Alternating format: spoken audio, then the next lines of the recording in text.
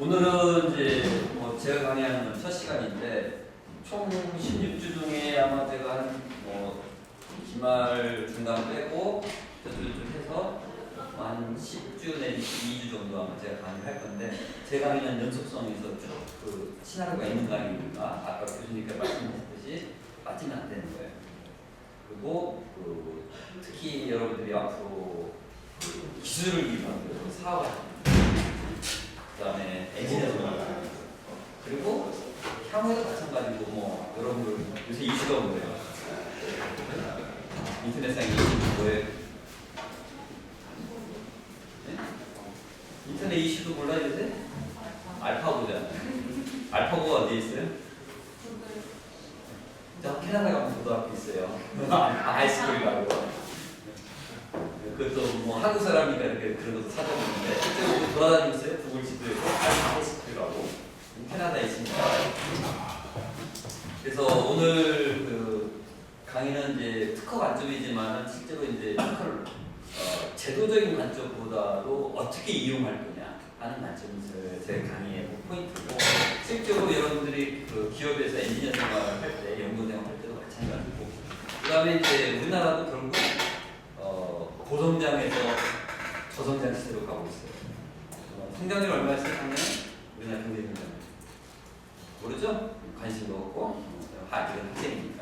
근데 여러분들이 이제 먹고 살고 뭐 사회생활 할 때는 굉장히 중요한 부분이고 뭐 작년에도 제가 그 1학기나 2학기 학생들 학부나 대학원 강의할 때 그다음에 학생들한테 강의할 때 딱 항상 하는 여러분들이 취업을 할 때 여러분들이 취업할 회사를 한번 제가 한 강의를 가지고 분석을 한번 해보시는 것도 이 회사가 내가 취업할 회사가 도대체 어떤 회사인가 미래 유명한 회사는 아닌가 그런 것도 알 수가 있는 거예요. 그런 것들을 그냥 막연하게 월급만 있다고 한다고 좋은 건 아니라는 거죠. 한순간에 망할 수 있는 것들이 오늘 내용 중에 이제 그런 것들 다양하게 설명을 좀 해주겠지만은 그래서 그런 부분들을 감안해서 이제 제가 강의를 하는 거고 그 다음에 이제 뭐 제 강의는 어디 어떤 뭐 일부는 물론 이제 어떤 법의 어떤 기본을 두고 제도적인 설명을 하는 것도 있지만 주로 제가 이제 실무적으로 이제 많은 경험을 가진 걸 토대로 해서 설명을 많이 드립니다. 먼저 혁신과 발명에 앞서서 제가 그 한국 특허청에서 만든 동영상 자료가 몇 개 있는데 그걸 먼저 좀 보고 한번 시작을 할것 같아요.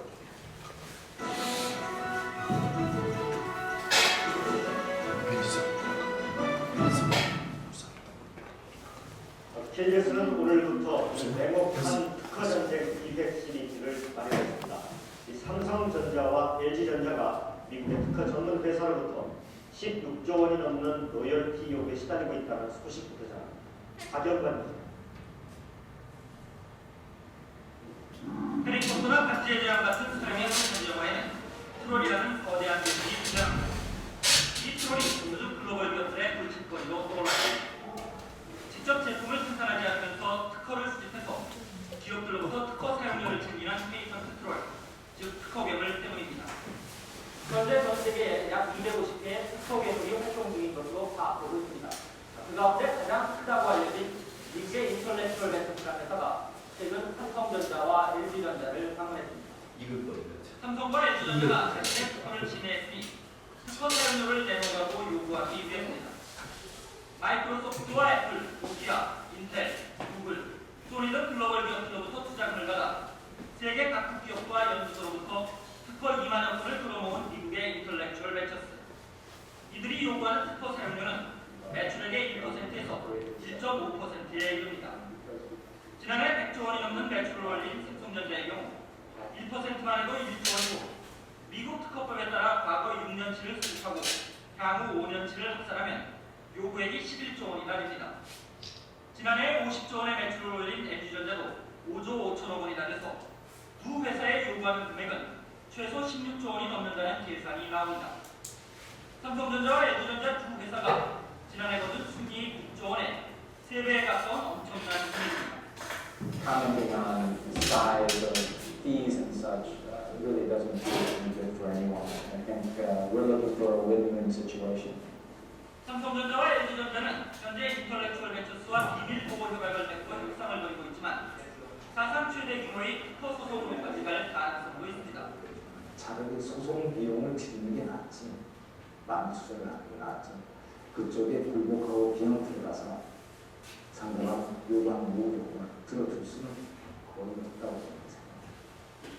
삼성전자나 LG전자가 불복할 경우 국내 다른 기업들도 피해를 볼 수밖에 없다는 게 업계의 우려입니다. 이 대기업뿐만 아니라 그 뒤에 있는 부품이나 소재 다 파악하고 있고 다른 기업에도 확산되는 시발점이 될 것으로 생각합니다.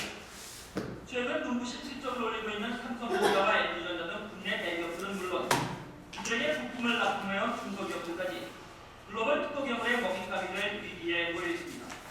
KBS 뉴스 박영관입니다.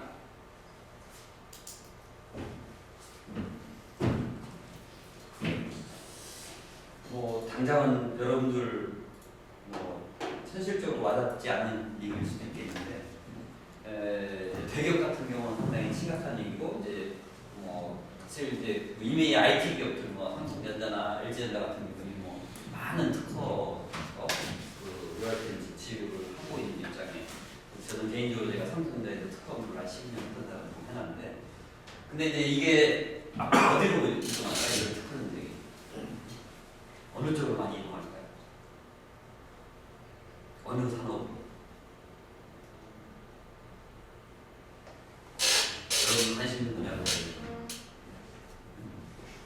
어느 산업에 관심 있어요?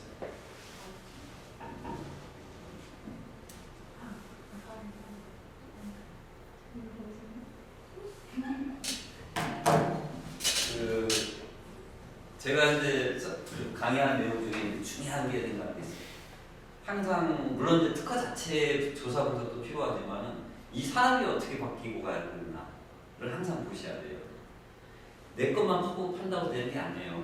모든 우리나라 중소기업 사장님들 마찬가지고 제가 2주 전인가 대학 동기 또 이제 전에 다른 일로 만났다가 사회에 나와서 이제 알게 된 대학 동기인데 제가 어느 어떤 핵심 부분을 제안했는데 그 동기도 이제 아버지가 하신 사업을 가업으로 승계를 지금 하고 있는 입장이지만 제가 그 업의 연장선상에서 어떤 특정한 본 업업 관계 없는 특정한 핵심 부분을 제안했는데도 그걸 잘 이해를 못하는 거예요.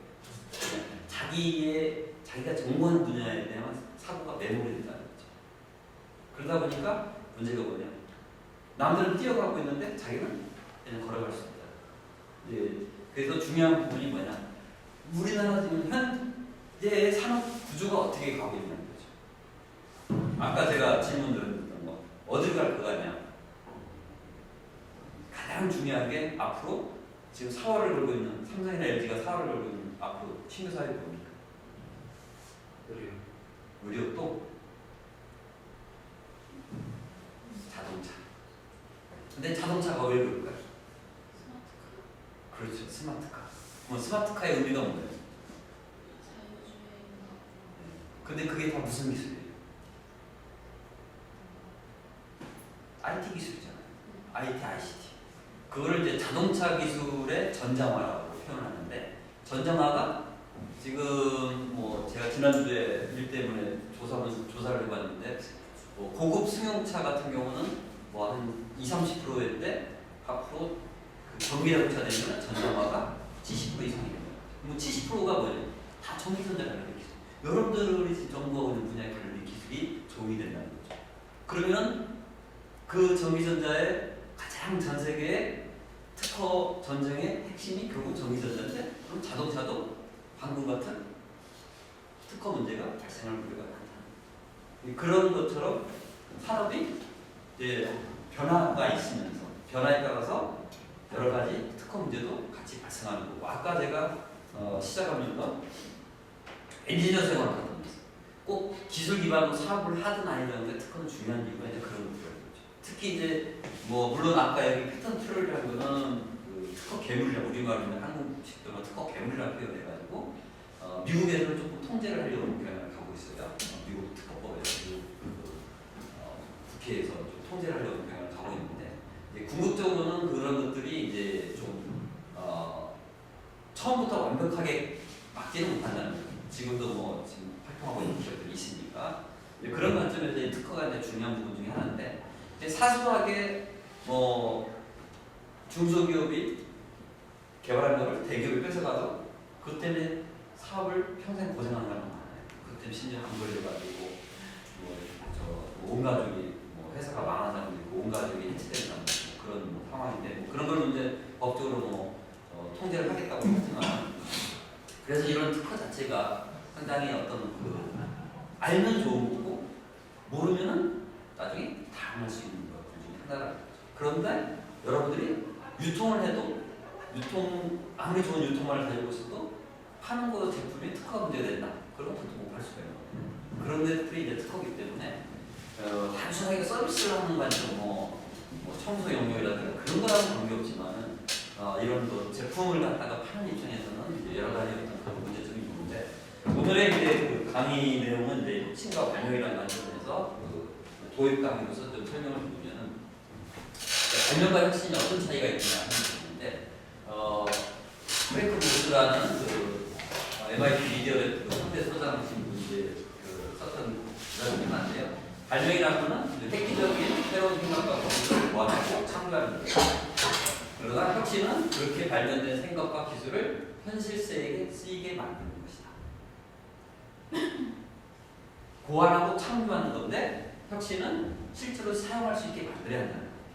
그래서 혁신이라는 단어를 쓰는 거고 그래서 발명이 우리 현실 세상에 쓸 수 있어야 그래서 혁신이 된다. 그래서 발명은 한 개인의 상상력을 통해 태어날 수 있지만 혁신은 개인과 조직들이 대규모로 협력해야 가능한 경우가 있다. 여기서 이제 중요한 거는 이제 개인과 조직들이 대규모로 협력해야 가능한 경우가 많다. 이게 이제 왜 이게 어려운 것 같아요? 왜 협력이 필요할까요? 방금 제가 썼던 표현들이 있어요. 왜냐? 사고의 폭이 좁기 때문에. 그래? 나 이해의 사람들과의 소위 말하는 또 다른 표현, 집단지성이라는 표현도 나오죠? 네? 알파고가 그렇게 그 이세돌 부장으로해서 그렇게 로직을 누가 어떻게 짠 거예요? 혼자서 못 짜는 거죠? 그 조직이 있다. 유명한 수학자, 물리학자들이 천재들이 모았다는 거예요. 그런 사람들이 모았다는 거지. 그게 바로 그냥 로직으로 딱 그 소프트웨어 엔진을 만든 거로 끝난 게 아니고 그걸 실제로 적용해서 이세돌로 붙은 거잖아요. 그게 이제 혁신까지 발명을 혁신까지 간 거예요. 알고 그래서 이제 MIT 미디어 랩은 다양한 분야 사람들이 함께 모여 발명과 혁신을 추구한다. 그 다음에 반학제적이다. 무슨 말이야? 반학제적이다. 무슨 표현이? 무슨 의미? 반학제적이다. 한자 빼면 뭐예요? 학제적이다. 학제적이라는 뜻이 뭐예요? 그렇죠. 학교에서 배운 거 기반으로 했는데 반자 붙이잖아요. 그러니까 학교에서 배운 것만 가지고 모든 게 해결되지 않을 수도 있다. 그렇죠? 사실 저 같은 경우 제가 이제 80학번이에요. 저 때는 컴퓨터는 뭐 배운지 아세요? 뭐 배웠을까요? 여러분들 아마 아버님, 빠르트라면 아버님 나이가 동감일 수도 있는데 연배일 수도 있는데 뭘 배웠을까? 소프트웨어 제가 감이 생각도 안 나죠? 포트라고 했어요. 포트라 아주 할아버지 걸 벌써 그렇게 됐는데 그 다음에 그 이후에 나온 게 뭔지 아세요? 코어볼. 근데 지금도 코어볼 쓰는 업계가 있어요. 기상청에서는 코어볼을 사용하고 있습니다. 근데 이제 거기는 이제 더디게 발전하는데 이 반학제적이라는 표현이 굉장히 중요한 거예요. 그래서 기본 원리는 학교에서 배우겠지만 그 이상의 어떤 창의적이고 창조적인 것은 결국은 학교를 떠나서 생각을 해야 한다는 거죠. 이 과목의 이견은 창의의 사고를 갖기 위해서. 그래서 굉장히 중요한 거고 이 의미에서 얼마 전에 이제 그 미국에 있는 그 교포들 사이에서 이제 그 애들 성장 과정에서의 교육을 어떻게 할까 하는 세미나가 있었다는 기사가 얼마 전에 난 적이 있어요. 보신 분 모르겠는데, 근데 한국 사람들 어딜 가든지 애들을 성장하는 과정에서 어떤 부모들이 어떤 사고를 가지고 있느냐, 여러분도 다 마찬가지겠지만 어떤 사고를 가지고 부모들 어떤 사고를 가졌을까요? 여러분들 커서 마찬가지, 여러분 성대를 받아왔기 때문에 또 그렇게 애들한테 할 가능성이 있다. 어떤 점? 통제하는 사회. 이렇게 해라. 저렇게 하라. 다른 친구들은 이렇게 하니까 너도 이렇게 가야 한다. 그렇죠? 근데 미국의 다른 소위 말하는 뭐 구글, 애플, 창업이나 그 관련한 사람들 사고는 그게 아니라는 거죠. 하고 싶은 대로 마음대로 하라는 거죠. 네가 하고 싶은 대로 그거 한번 재밌는 걸 한번 해봐. 부모의 의지에서 가는 게 아니라는 거죠. 그래서 이 반학제적이라는 거. 우리나라 교육이 다 모든 게 학제적으로 그게 교육이 잘못되는 거죠.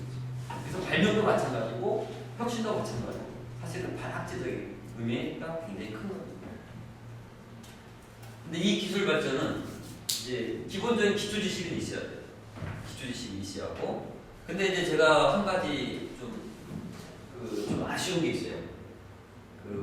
제가 제 회사 지금은 뭐 채용할 일이 별로 없는데 뭐 채용하면서 항상 내가 성적증 연수를 받아본 것 중에 하나가 있는데 무엇을 배웠나 제가 보는데 여기 전북대공대 같은 경우 지금 그 1학년 때 필수 과목으로 화학을 안 배우죠. 배워요? 기초 화학만 배워요? 한 학기? 저는 한 학 2학기, 2학기 다 배웠어요. 그리고 화학이 있고 화학 실험까지 있었어요. 물리 있고 물리 실험도 있어요. 근데 왜 제가 질문하냐? 앞으로의 사회는 물량만큼 배우는 건 아니에요. 화학 기술이 융합이 돼가지고 특히 지금은 아마 뭐 고등학교 때도 생물 안 배우는 학교도 있을 거라고 생각하는데 생물, 바이오 기술이 앞으로 굉장히 중요해요. 그게 여러분들 소위 말하는 IT 기술 융합되는 지금 가고 있어요 벌써. 그게 다 기반에 전기전자 기술도 발전돼서 가는 거거든요. 그래서 이 대학에서의 기초지식 굉장히 중요한 부분인데 그런 것 때문에 이제 공학 인턴제를 제가 만든 것 같다고 생각해요. 굉장히 중요합니다. 근데 그 기본 지식이 있으면은 나중에 사회에 나와서 아까 말한 반학제적인 사고를 한다는 자체가 굉장히 쉬울 수 있다는 거예요. 근데 우리나라 교육이 좀 학점이죠. 학점 쉬우게 따를 수 있는 면이 가고 있다는 거고, 그거는 그런 기초 지식에서 이제 발명이 나오게 되는 거고, 그 발명을 통해서 이제 혁신을 이루게 되는데, 혁신을 해서 제품이 이제 세상에 나오면은 그 외에 어떻게 되니까 확산이 되는 거죠. 뭐 대표적인 게 뭐가 있죠? 스마트폰. 네? 근데 확산에 기여를 한 게 애플이지. 애플이 먼저 혁신적인 제품을 내는 건 아니에요, 사실. 히스토리를 보면은 그 전에도 이제 PDL 제품의 유사 제품이 있었다는 거. 네? 그리고 이제 타격의 모방과 소비자의 기술 채택에 있어서 기술이 발전이 됩니다. 그래서 확산과 타격과 소비자 기술 채택이 되면서 이렇게 되면은 그 기술이나 제품이 어디에서 얻었다고 하죠? 성숙기적으로. 그러면 저런 것들을 여러분들이 사업을 하면 됩니까? 안 됩니까? 안 되죠? 네. 그래서 사업은 이 발명에서 이 혁신 이 과정 안에서 도일 성장하는 과정에서 사업을 할 거냐 못 거냐 항상 생각을 해야 한다. 그 다음에 그때 사실은 또 좋은 발명이 많이 나요. 이미 야 남들 뭐 하고 있는데 나도 발명 뭐 해서 해볼래 하는 거는 끝났다. 아까 삼성, LG가 그렇게 소송을 당한 이유도 아까 인텔리전스라는 그런 이미 그 특허 괴물들은 그 전에 이런 기술들이 앞으로 미래에 유망할 것 같다 해서 발명을 어떻게 하는 거예요? 미리 선점을 하는 거예요. 선점을 하다 보니까 삼성도 하다 보니까 이미 혁신돼서 막 혁신은 확산 가는 과정 같은데 우리도 한번 해보자. 들어가서 이제 같이 성장을 하긴 하는 과정에서 이 기초 지식이 좋은 발명들이 없다 보니까 나중에 문제가 되는 거죠. 물론 이제 그런 기업 문화라든가 그런 여러 가지가 있겠지만, 그래서 이런 기술 발전이 이런 과정을 통해서 발전하게 되는데, 이제 한 가지 예를 들어볼게요. 모든 기술이 다 좋은 건 아니지만은, 뭡니까? 뭘로 보세요? 자전거죠. 자전거 앞에 뭐가 있어요? 네? 유모차. 네. 아이디어 좋죠? 근데 이 제품이 잘 팔렸을까요? 못 팔렸을까요? 왜? 네? 위험할 것 같아요. 왜 위험할 것 같아요? 아이가 앞에 있어요. 사고 나면 위험한 또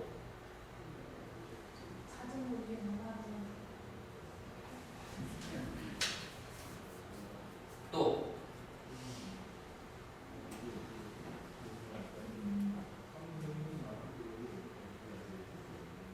가장 중요한 거는 지금 이제 우리 학생이 대답한 거는 이제 감성적인 관점에서 대답한 거예요. 그렇죠? 기술적으로 보면 조금 문제가 되겠죠. 왜? 힘이 앞에 있잖아요. 동력하고 무게중심 앞에 있잖아요. 그렇죠? 힘들잖아요. 역학적으로. 이래야 돼요. 근데 끄는 것보다는 미는 것보다는 끄는 게 훨씬 나아요. 리아카도 내가 끌고 가는 거지 미는 건 아니잖아요. 그렇죠? 그래서 사실 실패했어요. 10억은 날릴 때. 저분. 그래서 이분이 이제 그 기사를 한 것이 하나가 그 누구보다도 물건을 잘 만들어야 한다. 잘 만들어야 한다는 의미는 기술적인 면에서 또 제조적인 면에서. 여기서 잘 만들어야 한다는 의미는 아까 방금 얘기했듯이 사람들이 사용하기 편하게 만들어야 한다. 그 다음에 싸게 만들어야 한다. 그런 의미가 되어져 있어요. 여러 가지. 그 다음에 그 누구보다도 잘 팔면 돼. 세 가지 중 한 가지를 얘기하는데 그 누구보다도 잘 팔면 돼. 어떤 사람은 이 영업 귀신이라고 잘 팔면 있어요. 근데 나중에 그 제품은 잘 만들지 않은 제품은 잘 판다고 해서 라이프 사이클이 길지는 않아요. 사실. 그 다음에 이제 이도저도 아니면 해당 산업 구조를 그 누구보다 잘 알아야 한다. 그 누구보다도 잘 알아야 한다. 산업 구조를. 그리고 아까 얘기했던 생태계. 내가 이 만든 제품이 어떻게 어느 산업에서 어떻게 사용되고 팔리고 그다음에 어떤 원재를 그 자재를 구매해가지고 어떻게 어떤 과정을 통해서 만들어서 판매할 거냐 또 누가 살 거냐 전체적인 산업 구조를 이해를 못하면은 아무리 좋은 기술과 아무 의미 없다. 그 세 가지 중에 하나인데 실제로 이제 여러분들 공유해 주시다 보니까 두 번째나 세 번째보다는 이제 첫 번째에 관심이 많겠죠. 그렇죠? 근데 실제로 여러분들이 사업가 되는 되려면은 두 번째, 세 번째까지 다 관심을 가져. 공부를 하셔야 되겠지. 옛날처럼 고성장 시대는 어떻습니까? 만들면 팔리던 시대였죠. 그렇죠? 근데 그러지는 않아요. 정확히 제가 성장률을 모르겠지만 우리나라 성장률 작년 2%대가 그렇습니다. 2%대가 2%. 원래 3% 넘기로 됐는데 2%대가 그렇고. 그 다음에 우리나라 가까이 있는 중국이 성장률 몇 %대는 아십니까?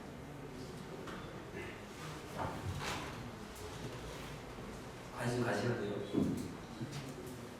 중국이 원래 목표대가 7%대인데 6%를 주장했어. 난리났어요. 우리나라 수출 많이 못하고 있죠? 그래서 그런 여러 가지 저 사람도 10억을 날려가는 경험을 가지고 이런 것들을 느낀 거예요. 근데 여러분들 부모님이 재벌 2세는 아니죠? 그렇죠? 근데 최근에 이제 이런 그 아까 마지막 그 산업 구조를 잘 알아야 한다는데 마이크로소프트사를 한번 최근에 이제 대제재로 이제 변형을 입고 있는데 원 마이크로소프트를 이제 지원을 하기 위해서 모바일 퍼스트, 클라우드 퍼스트로 해서 기술 중심에서 고객 중심, 생산 시대, 유통은 시대, 정부 시대에서 고객 시대로 가고 있다 이렇게 표현한 기사를 제가 좀 그림으로 표현하는데 왜 기술 중심으로 고객 중심이 바뀌었을까요? 마이크로소프트사.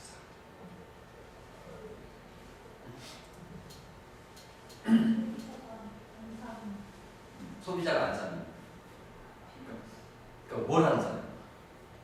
무엇을 안 사는?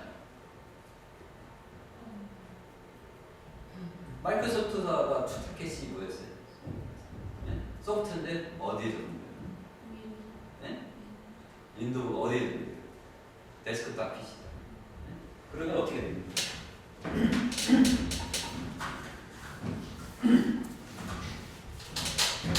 PC에서 뭘로 바꿔요? 그렇죠. 스마트폰은 모바일. 일단은 기술이 고객 중에 바뀌었죠. 근데 이거하고 지금 모바일 더 많이 들리는 거죠? 전세계적으로. 근데 여기서 이렇게 간 이유가 뭡니까? 기술적인 백그라운드.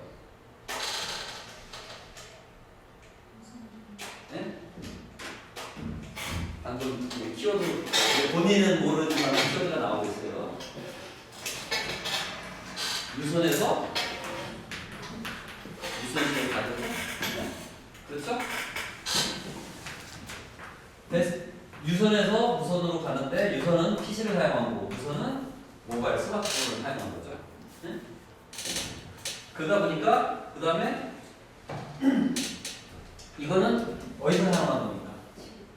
집이나 사무실이죠? 오피스나 이거는 홈이죠? 근데 이거는 어때요? 애니에요. 어디든지. 그렇죠? 그 다음에 이건 뭡니까?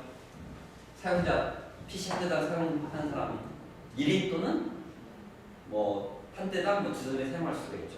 그런데 이거는 어때요? 1인 1인. 그렇죠? 경우에 따라서는 두 대까지 사용하겠지만은 그런데 이 시장이 죽어버린 거죠? 저성장하고 이런 거. 이걸 누가 주도했죠? 누가 주도한 거예요? 애플하고 또 구글. 그렇죠? 저도 OS.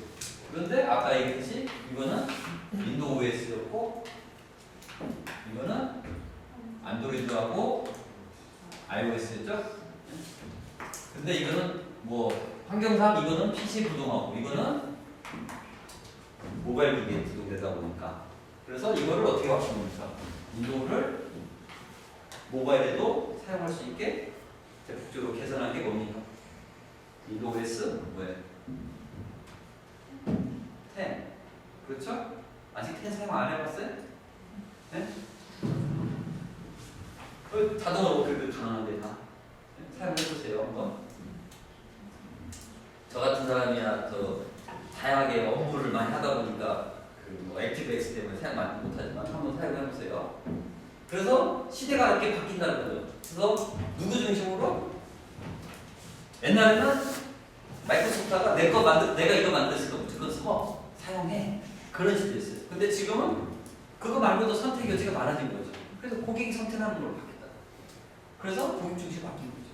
그래서 모바일 퍼스트에서 클라우드 퍼스트로 갈 수밖에 없는 거고.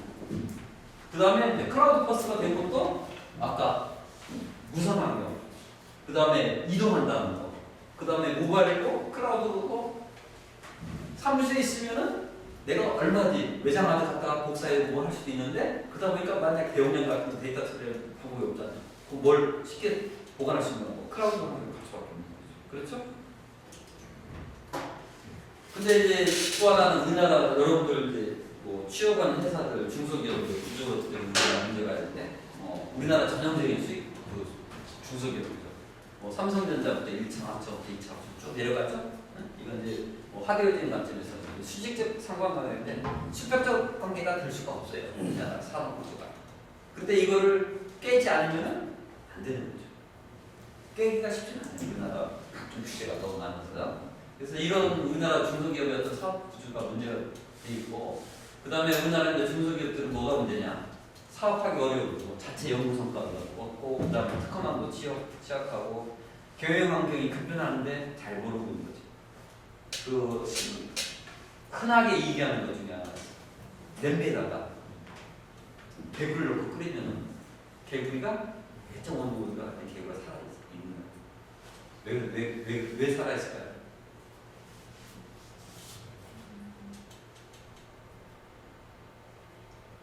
그러다가 한 번에 콱 죽어버려요.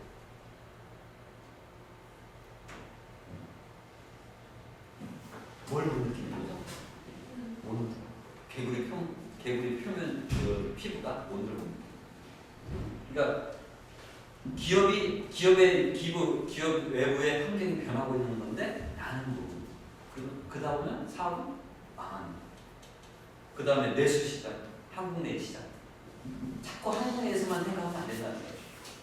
그 다음에 슬로우 팔로 남의 한 것 나도 그냥 천천히 한번 따라가보다 미투 전략.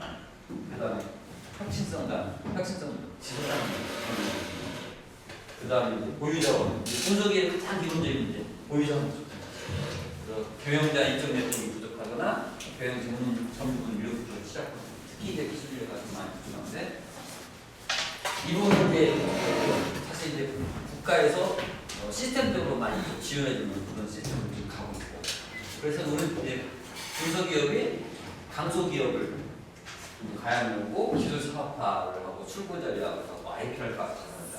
특히 이제 이 출구 전략 부분 같은 경우는 굉장히 중요하게 생각을 하는데, 혹시 여러분들이 창업할 때, 최근에도 제가 어디 세미나 가서 이제 들은 같이 동감한 얘기를 제가 들었지만, 내가 이 현재 하는 사업 가지고 평생 내 아들까지 자식까지 물려주겠다고 하면 안 된다는 거예요.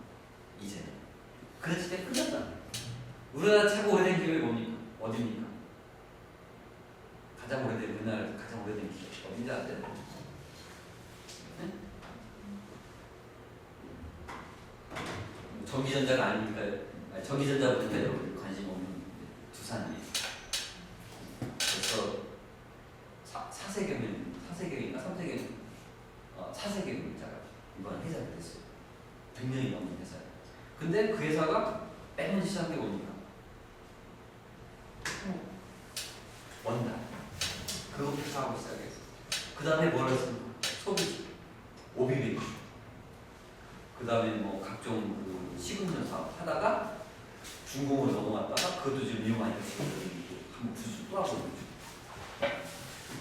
그래서 그런 식으로 여기서 소위 말하는 지속가능한 경영이라는 표현을 쓰는 거죠. 제가 끊임없이 새로운 먹거리, 돈이 되는 사업을 찾지 않으면 안 된다. 그래서 항상 이 사업이 어느 피크 타임에 가기 전에 어느 정도 가치가 있다면 팔고 나가는 거. 그게 출구입니다. 그때 중요한 게 뭔지 아세요? 지식재산. 특히 기술을 기반으로 한 회사. 아니면 엄청난 노하우를 갖고 있다. 예를 들어서 이번에 알파고를 개발한 아마 그 회사 같은 경우는 제가 봐서는 특허를 그렇게 많이 냈을 거라고 생각하지는 않아요. 왜냐? 그건 모방하기 쉽지가 않거든요. 그 소프트웨어를 팔지는 않아요. 그러다 보니까 그 자체에 어떤 그 안에 가지고 있는 기본 알고리즘의 어떤 유망성을 보고 구글에서 돈을 4천억 주고 인수를 했다고 하거든요. 4천억을 가지고. 그래서 뭐 대기업처럼 키우겠다 그런 욕심도 이제 필요 없는 거예요. 왜냐? 기술력을 가지고 돈을 그 이상의 가치를 가져갈 수 있는 그런 시대가 가고 있다는 거죠. 그래서 세계는 이제 패러다임이 변화 중인데 마침 그 설명하기 좋은 알파고 인공지능 시대에서 두뇌 혁명, 창조 사회까지 가고 있다는 걸 이제 보여주는 그림인데요. 과거 농업혁명 시대, 산업혁명 시대, 정보혁명 시대, 두뇌혁명 시대, 실제로 지금은 앞으로는 농업, 산업, 정보, 두뇌가 혼합된 대로 같이 가고 있어요. 왜냐? 농업 자체도 두뇌가 필요하고 정보가 필요하고 산업이 필요해요. 농업 시대. 그 다음에 이제 사회경제가 어떻게 변하는지 17세기를 그 다음에 이제 지식의 증가 속도를 한번 볼까요? 서기 기원부터 1750년까지는 지식이 2배밖에 증가가 안 됐어요. 근데 150년 사이 또 2배가 증가하고 50년, 10년, 6년, 8년 2020년은 73일 두기로 지식이 2배씩 증가합니다. 머리 폭발하는 거예요. 머리 폭발하는 거예요. 그러니까 다 외우려고 하면 필요가 없어요. 이제. 어디 가면 있을까? 회화. 이게 중요해요. 노회화. 어디가 있을까? 어떤 정보가. 외우려고 하지 마. 이제는. 왜냐 알고리즘이 좋은 알고리즘에서 서치엔진 좋은 서치엔진 나와가지고 내가 말하면 아무나 찾아주는 시대가 될 거예요. 그런데 그거를 두뇌를 보여서 최적화 연구할 거냐. 최적화까지 해주면 그게 아까 얘기한 알파고처럼 알고리즘 좋은 AI가 되는 거고 그것까지 가기 전까지는 결국 모든 판단 누가 해야 됩니까? 인간입니다. 그래서 여러분들의 미래는 굉장히 암울할 수도 있어요. 왜냐하면 힘든 사회예요. 얼마나 슬로우한 시대에서 이렇게 올라가는 거예요. 네? 그만큼 빠르게 대응하지 않으면 어렵다. 근데 물론 모든 게 다 그렇게 가진 않아요. 이 중에서 농업 이런 것들은 천천히 갈 거예요. 저렇게 지식이 나와도 천천히 갈 수밖에 없어요. 왜냐? 왜 그럴까요?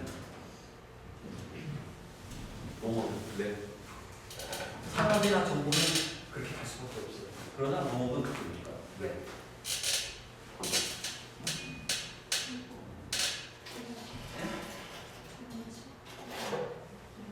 그렇지. 작물의 소위 말하는 수확 기간, 사이클이 인위적으로 할 수는 없는. 근데 그것도 인위적으로 지금 하고 있죠. 일부. 전국대에도 그 센터가 있어요. LED 동생이 농민들 대상치는 LED 동생이 센터에서 인위적으로 지금 장수를 하고. 물론 그 사이클이 인위적으로 빨리 키울 수는 없지만 자연에서 기른 것보다 좀 단축을 하겠죠.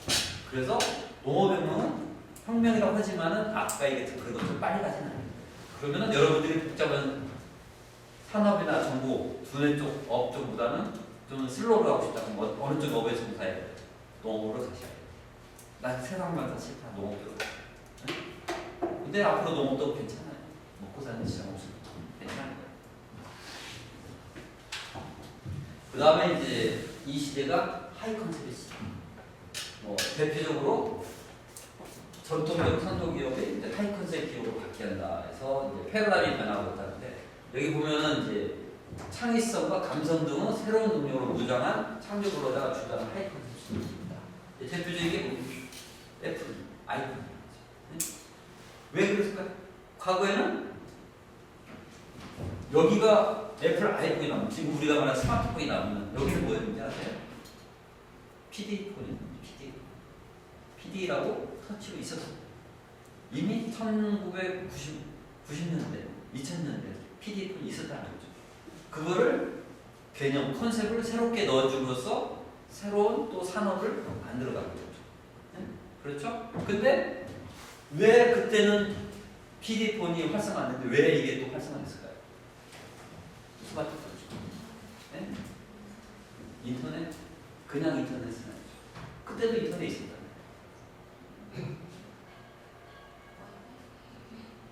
뭐 비슷하게 가고 있는데 중요한 건 여기 지금 표시하고 있는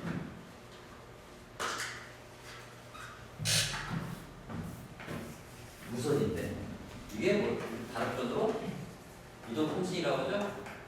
이동통신 기술이 어떻게 됩니까? 빨리 발전하죠. 데이터 전송량이 핵시로 많이 늘어나는 거죠. 그와 이런 어떤 배경적인 어떤 그 기술이 있다 보니까 하이 컨셉이 가능합니다.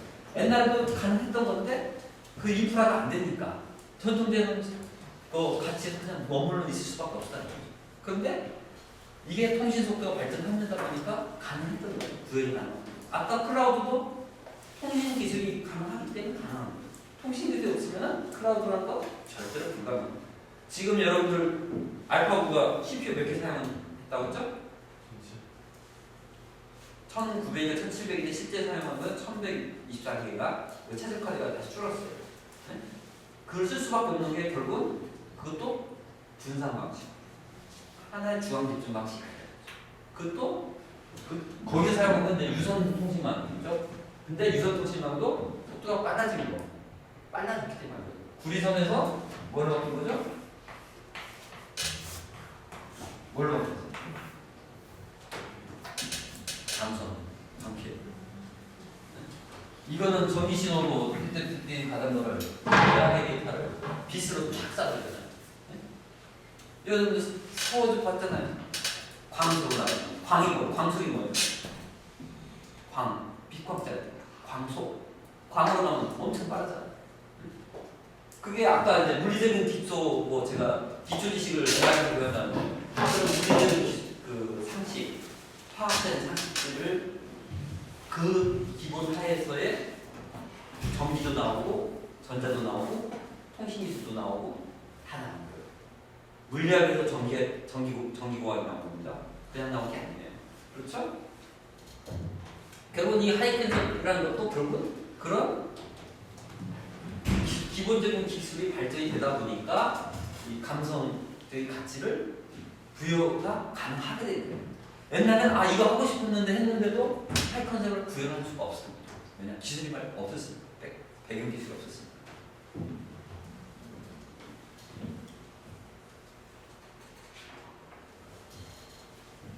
다음에 이제 뭐 21세기의 지식 기반 경제에서의 어떤 그 불가치, 예, 어떤 건데 R&D, 디자인, 핵심 부품 소재, 소프트웨어 콘텐츠가 과거에는 부가치가 낮았는데 최근 들어서 부가치 올라가고, 그 다음에 단순 제조는 부가치 떨어지고 있는 거고, 그 다음에 솔루션, 마케팅 서비스가 최근에 새로운 부가치를 창출하는 거고 그렇게 나와요. 그런데 단순 제조만 가지고도 돈을 벌 수가 있어요. 어떤 식으로? 제조 전문 기업. 이게 대표적인 게 뭡니까? 애플 아이폰 만드는 회사 많이 들어봤죠? 안 보죠? 신문 안 봐요? 폭스콘이라고 그 대만 홍인데 거기 만든 중국 회사인데 그 홍아이가 이번에 일본에 샤프사를 또 유주하는 거예요. 그렇죠? 그래서 제조만 가지고 이거는 만들어줄 때가 많이 있다는 거죠. 근데 이 제조가 지금 어떻게 가고 있습니까? 한국에서 과거에 미국에서 제조 중심이 일본으로 갔고 일본에서 한국으로 온 거죠. 그 다음에 한국에서 어디로 갔어요? 중국으로 가고 그 다음에 어디로 갈까요? 중국에서 지금 어디로 갈까요? 인도나 또 지금 삼성이 어디로 갔어요? 베트남 같아요. 근데 베트남도 인건비 올라가면 어디로 갈까요? 어디로 갈까요? 자, 인건비 싼 나라로 가야죠. 아프리카. 앞으로 여러분들 아프리카 언어를 해야 할지 몰라요. 삼성전자 들어가시면. 아니면 더 중앙아시아. 근데 중앙아시아는 문제가 뭐냐? 물류상의 문제가 있어요. 그러나 고속열차가 되면은 유럽으로 쌩쌩 가려면은 그것도 해결되죠. 그렇죠? 뭐 이미 KTX 우리나라도 뭐 취소, 지금 600급, 700급까지 안 올라가고. 그 다음에 뉴욕에서 점심 먹고 다시 서울로 오는 그런 뭐 비행기가 앞으로 나올 거예요. 아니면 또 이제 열차도 뭐 굉장히 빠르게 나가고 있는데. 그래서 여러분들이 이제 앞으로 이 제조업을 하겠다는 것보다도 어떤 창의적인 사고를 가지고 어떤 가치를 창출해주고 고객가 서비스. 그러니까 과거에 소위 말하는 돈 안 되는 3D 업종, 서비스 업종도 돈이 부가치를 창출할 수 있게 기술이 접목되면 돈이 될 수 있다는 거예요. 오히려 떵떵거리면서 할 수 있어요. 머리 아프게 제조공략할 필요 없습니다. 그래서 이제 미래 예측이나 전망 관점에서 보면은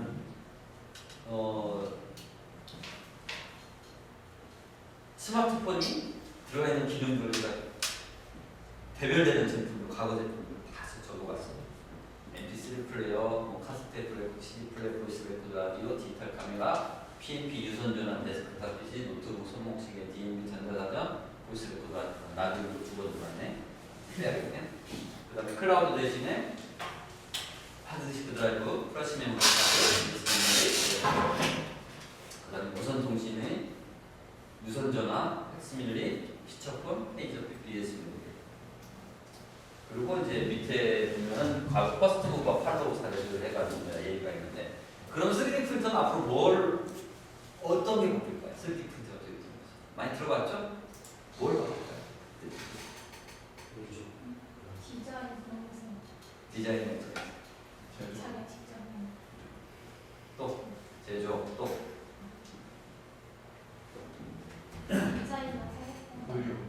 의료. 아무튼 산업의 변화가 있긴 있겠죠? 엄청나게. 근데 저거를 이제 다른 식으로 방금 나온 학생이 이제 키워드를 얘기했는데,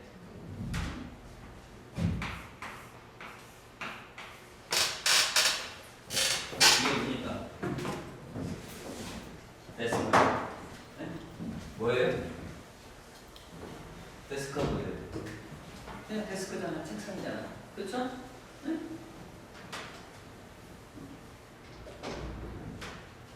우리를 그래서 여기에 뭘 붙였죠? PC를 붙였죠.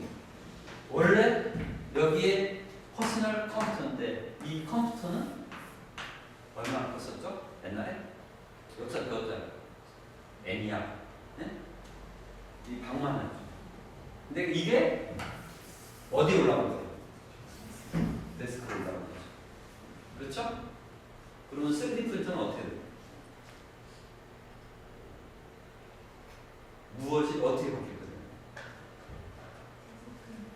그렇지. 근데 그래서 소위 말하는 공장에서 제조하는 거를 공장에서 제조하는 거를 데스크에서 제조하는 거로 바뀐 거예요. 그렇죠? 제조 성능이다. 근데 아직은 이게 뭐가 문제냐? 25바이 25바이 25바이 25. 이거는 이제 조금 크면은 25에서 지금 50. 좀 더 크면은 커질 거예요. 커갈 거야. 그래서 중요한 의미. 이 데스크라는 단어가 나온 게 1960년대라. 제가 책을 읽어보진 않았는데 데스크라는 용어를 본격적으로 쓰기 시작한 게 미래 세상이 이렇게 바뀔 거라고 1960년대 용어가 데스크. 데스크탑이 원래 데스크탑이죠. 그래서 아까 제가 계속 강조한 산업 구조가 어떻게 바뀌어가는지, 세상이 어떻게 바뀌는지, 어떤 기술이 나올지. 그래서 뭐 알파고가 AI가 앞으로 뭐 인간의 일자리를 엄청나게 뺏어갈 거다. 예측하고 있잖아요.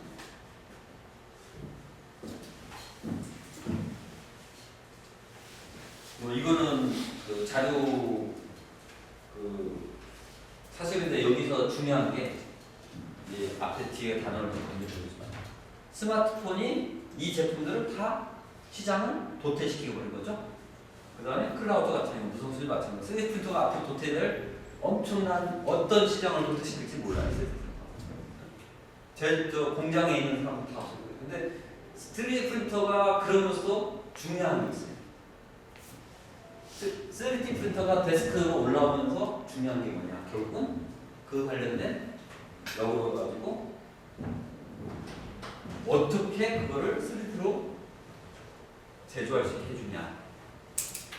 그래서 소프트웨어 다룬 모델이나 콘텐츠를 다루는 능력이 굉장히 중요하고 그 다음에 그걸 어떻게 팔아먹는 거예요. 이거는 중요한 시장입니다. 그래서 그런 것들이 이런 시장들을 다 죽였기 때문에 저런 거를 뭐라고 하냐? YS입니다. YS. 무너뜨렸다. YS 기술. 그래서 뭐 3.5인치 YS 기술의 시장 정식 과정이라고 하나 예를 들었지만은 건너뛰고 그래서 YS 기술이란 완전히 새로운 기능이나 속성을 가지면서 기존 기술 및 시장 기술을 물려보시기는 급진적인 혁신을 기술 체계를 말합니다. 기존 기술을 지속적으로 개선하는 전속성 기술과 대비된 개념으로 이와 같이 YS 기술은 주력 시장에 요구하는 성능과는 전혀 다른 차별화된 요소로 새로운 고객을 기대에 변화하면서 새로운 산업이나 시장을 창출한다. 새로운 산업이나 시장은 창출할 수 있다. 아까 데스크탑이 방금 제가 설명드렸듯이 3D 프린터가 방금 설명드렸듯이 제조를 시대는 끝내는 거죠. 그리고 이또 소프트웨어나 컨텐츠 앞다라고 그다음에 어떻게 서비스해요. 이미 3D 프린터를 가지고 그 식품 장판기도 나왔어요. 식품 장판 그다음에 우리 가구들 그거 업을 하는 사람들 뭐 많아요. 다양하게 전 세계로 나오는 거. 그 정도는 지금 패키지로 발전하고 있어요. 그래서 종속성 혁신, YS 혁신에 반대되는 전속성 혁신이라는 표현인데 기존의 백화점이 뭘로 창고로 나뉘죠. 메인 프레임 컴퓨터가 PC로 가고 도로용 모터사이클이 오프로드용 모터사이클, 진공관이 트랜지스터, 의료보험이 건강관리, PC와 소프트웨어가 인터넷입니다. 근데 여기서 이제 중요한 부분들이 이 존속성 있는 기술들의 그 존속성 혁신이 와이성 혁신을 하면서 여기 있는 존속성 혁신에 있던 어떤 그 기술적인 요소나 어떤 가치들이 완벽하게 다 무너지는 않아요. 단지 똑같은 가치가 옮겨가면서 새로운 가치를 또 창출하는 개념. 제가 아까 얘기한 제 대학 동기 그 핵심 부분을 소개해 준 것도 그 부분 자체가 과거에는 진공관, 그 다음에 진공관 역할하는 트랜지스터 말고 그 이외에 여러 가지로 사용되는 기술이 똑같은 원리에서 사용되는 어떤 부품이 또 다른 용도로 사용되고 있다. 그걸 다른 용도로 이종해서 다른 업종에서 사용하다 보니까 그게 와이성 혁신으로 갈 수 있는 여지입니다. 슈페터는 혁신이란 제품, 공정, 새로운 시장, 새로운 소재, 산업부, 구조적 재조직을 포함하여 경제적 생산을 불리시킨 것이라고 전하였다. 그래서 여기 이제 혁신의 주체로서 가장 중요한 것은 대화 서비스를 시장에 공급하는 주체인 기업이다. 이 중요한 거는 제품, 공정. 그러니까 여기서 제품, 공정, 새로운 시장, 새로운 소재, 산업 구조 재조직에 그래서 결국은 이 공급망이라고 하는 건데 앞단에서부터 뒤에 끝까지 원재료부터 제품이 만들어 사용하는 소비자까지 전체의 어떤 그 제품이 만들어진 모든 과정 자체가 제조직, 구조 제조직이에요. 아까 마이크로소프트가 고객의 중심으로 바뀐다고 했죠? 그럼 고객이 원하는 게 바뀌었기 때문에 제조직, 구조 제조직이 이미 그렇게 된 거를 마이크로소프트는 팔로우 한 거, 따라간 거 이제. 그렇죠? 시대가 바뀌고 있는데 마이크로소프트는 늦게 따라간 거죠. 그렇죠? 그래서 이 구조 제조직을 어떻게 할 거냐? 저런 사고를 가질수록 사업에서 성공을 확률은 높다. 그렇죠? 그걸 잘하는 사람이 누굽니까? 산업의 구조 제조를 잘하는 사람. 네? 누구 같아? 우리나라 사람. 스티브 잡스. 그렇잖아요. 그 다음에 마이크로소프트를 창업한 빌 게이츠도 과거에는 그랬다. 그래서 이 영국의 파이낸셜 타임즈라든가 그런 데서 하는 얘기가 있어요. 스티브 잡스나 빌 게이츠는 근데 창조자가 아니야. 여기서 제조직이 있지 조합자라고 해요. 조합자. 근데 그 조합이라는 의미를 다시 생각하면 산업의 구조 제조직을 해야 오는 거야. 그래서 다른 사람보다 앞서서. 그렇죠? 그런 상황을 해야 하는 거예요. 아까 제가 한국 사람들은 어느 국가를 가나 자꾸 애들을 통제하는 교육을 한다고 했잖아요. 그런 사고에서는 창의적인 사고가 안 나오는 거예요. 저희 선배가 그 포스코 출신인데 그 포스코 광양 그 제철소 부근에 가면 거기는 하나의 단지가 형성돼가지고 누가들 어디서 고3인데 PC방에서 PC게임 하고 있는 소문이 났는데요.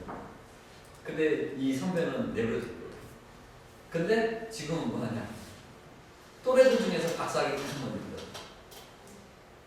이게 뭐냐? 저는 이제 그걸 아는데 뭐 하나에 몰입할 수 있는 사고를 가지고 훈련이 이미 그런 걸 가지고 있는 거예요. 뭐 하나 하더라도 그런 사고에 의해서 나중에 공부에 취미를 들어서 박사학위를 쉽다는 거예요. 근데 부모가 하나하나 억지로 하다 보면 사고는 안 해요. 왜냐? 본인의 의지와 관계없는 타성에 의해서 공부하는 거예요.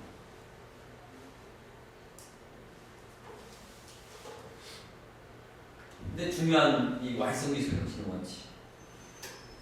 기업의 중국에서 왈성기술 투자를 원하지 않는다. 왈성기술은 전혀 새로운 시장을 형성한다.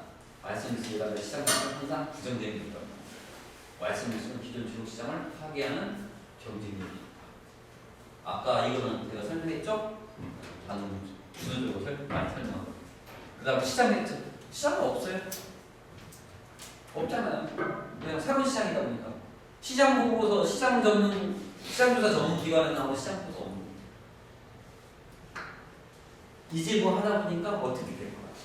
예를 들어서 AI가 지금부터 몇 년 후에 몇십 년 후에 또 뭐 몇백 명까지 갈 필요 없고 뭐 당장 10년 후에 얼마만큼 시장 형성이 될지 모르는 거예요. 그리고 전혀 새로운 시장을 항상 만들어가고 있어요. 그게 이제 방금 아까 처음 얘기했던 뭐 자율주행 자동차 그렇게 가고 그 다음에 중요한 건 기술 투자를 맞아요. 어떻게 합니까? 기술 투자를 맞아요. 어떻게 살아남아야 돼요? 살아남아야죠. 맹자에도 그런 게 기사가 좀 이제 제가 알고 있는 밴드에 올라온 기사인데 그 사업을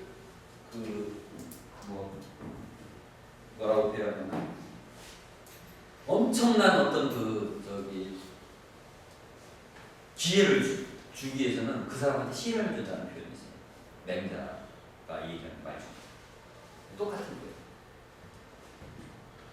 고난 그런 것들을 통해서 새로운 기회가 오는데 기술 투자 올라가지 않으면 버텨야 돼요. 버티는. 그래서 뭐 유명한 얘기들 그 미국의 HP는 어디서 출발한 거죠? 차고에서 HP 차고에서 출발한 거다.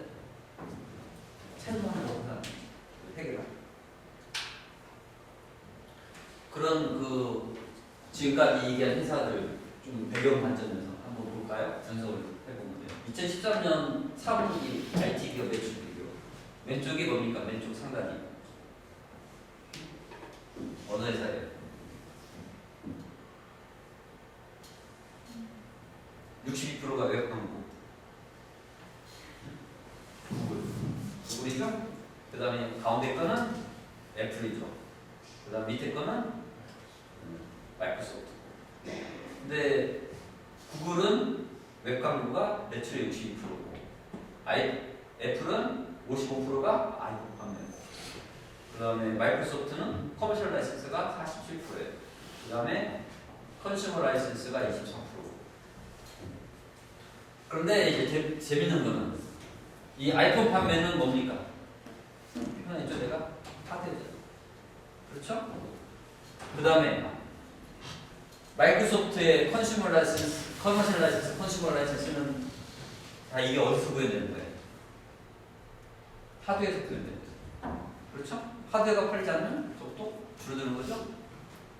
근데 저 소프트웨어 기반은 구글의 웹은 어떻게 됩니까?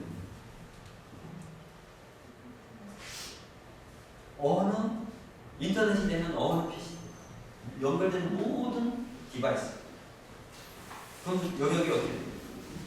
틀리죠? 장기적으로 어떻게 될까요? 아이폰이 애플이 아이폰을 시장이 줄어들면은 어떻게 됩니까? 망하는 확률이 높죠? 여기도 마이크로소프트도 디바이스가 적게 팔리면은 망하기 쉬운 거죠. 그러나 디바이스는 지금 많이 전 세계적으로 엄청나게 깔리게 되죠? 네. 뭐 때문에? 어떤 기술 때문에? 뭐 때문에 많이 깔려요? 오늘 이제 처음 사용한 게 여러분들이 이제 제가 사용하는 이제 저는 익숙한 단어들인데 여러분은 생소한 단어들이 많을 거예요. 근데 현재 실제로 지금 산업계에서 얘기하는 단어들이 뭘까요? 뭐 때문에 디바이스가 많이 깔릴까요?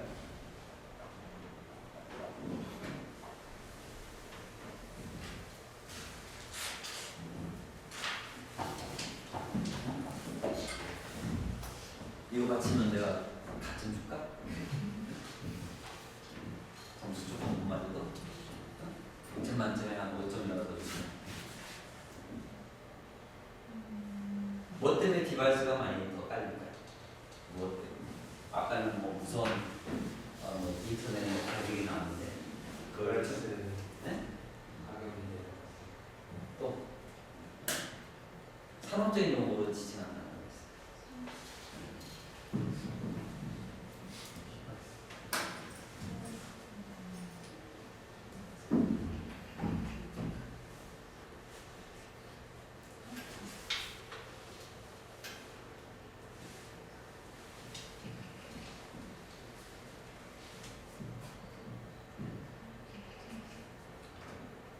모르겠어요? 네, 이 얘기하면 아 또. 여러분들은 지금 학생이기 때문에 틀려서 그런 게 없어요. 모르겠어요? 이제 내가 생각하는 단어예요. 오늘 이 시간에 강의가 한 번도 사용하지 않는 단어.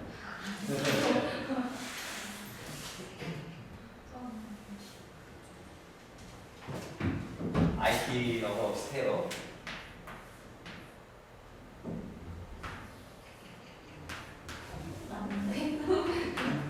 IoT 뭡니까? 사물의 인터넷. 네? 이게 결국은 종단인 거예요. 디바이스잖아요. 디바이스.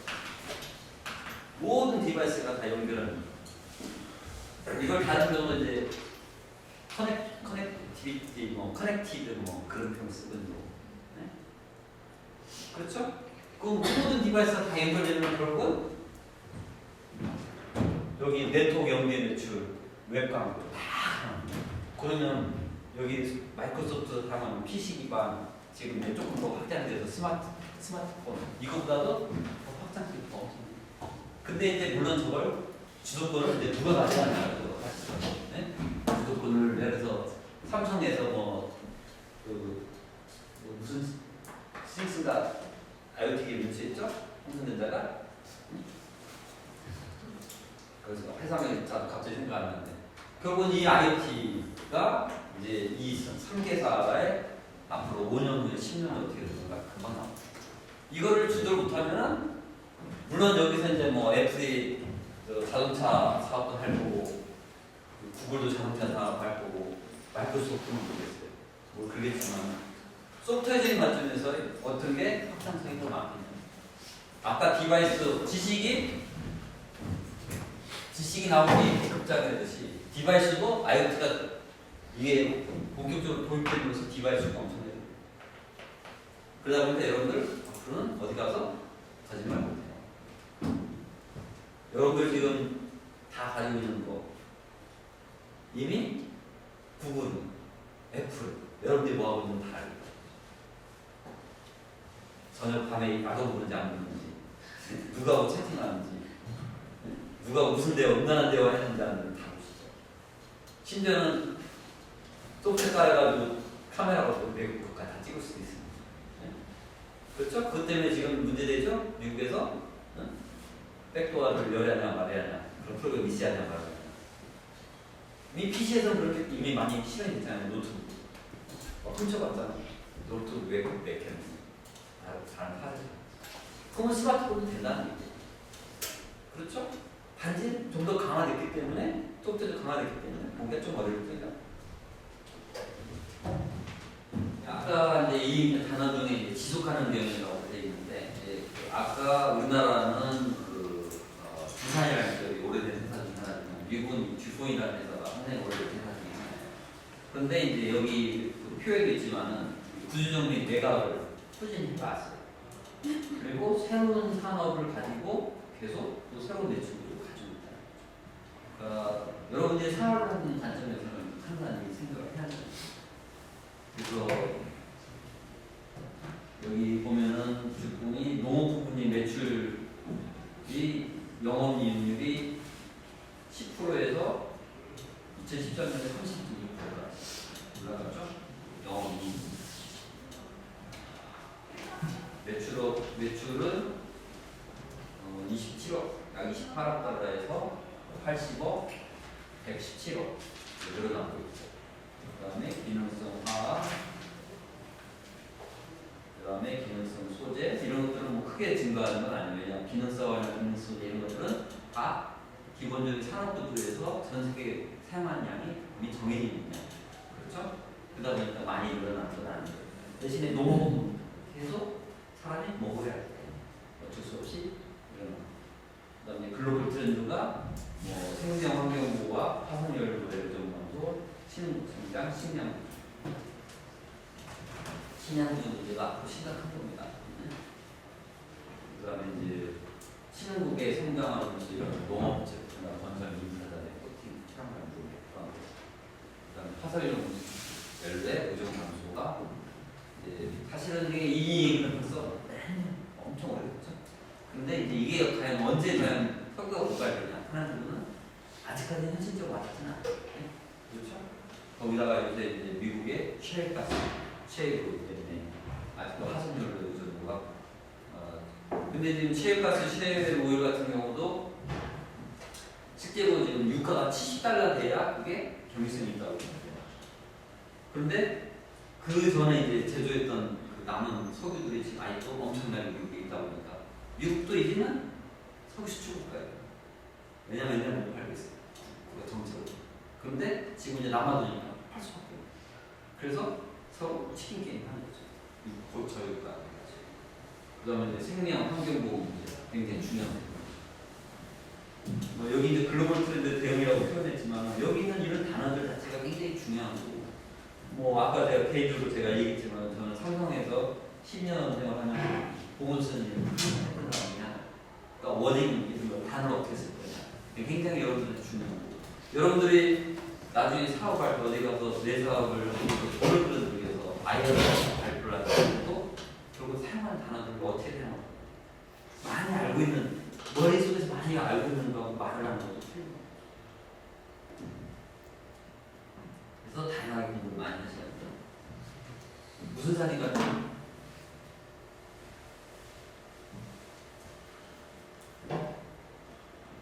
무슨 사진가 자료 연습 교재에는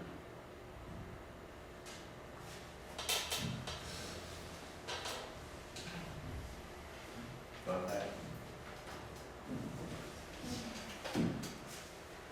여기서 제가 지금 이것 때문에 제가 지금 이 그림을 인용한 겁니다. 사진.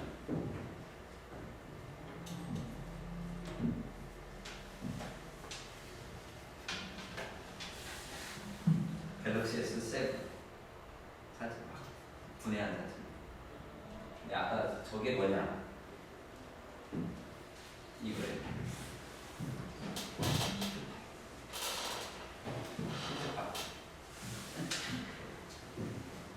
이번에 처음 들어갔어.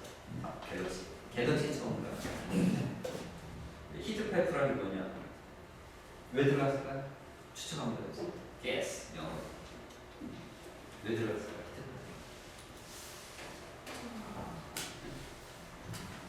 컴퓨터 조립해본 사람 있어요? 안 하는 요새는 안 해. 워낙 싸니까. 그렇지, 온도, 열발 목적으로 들어가. 이게 뭐냐?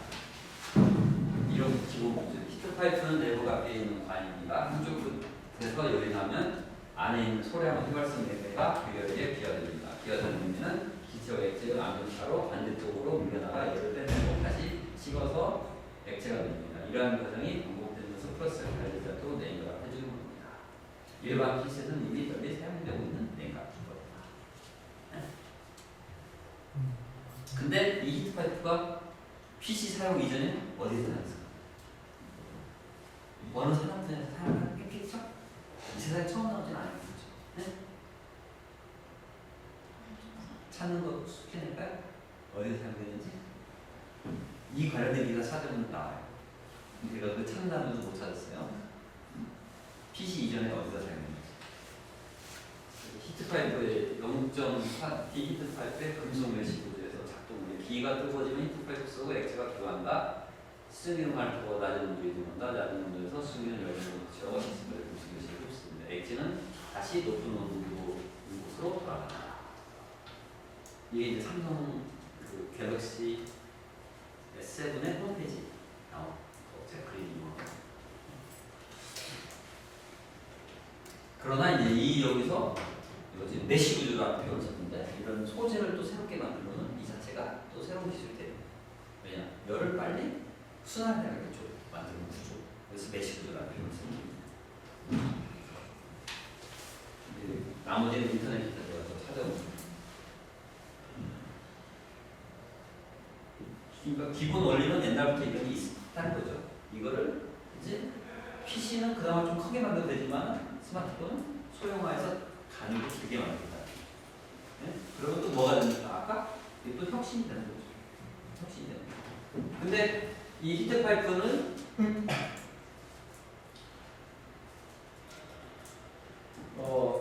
찾아보면은 삼성 말고도 어디서 또 썼어요. 다른 회사에서. 일본 회사가 스마트폰의 메모지를 사용했어요. 삼성의 메모지 사용한 건 아니라.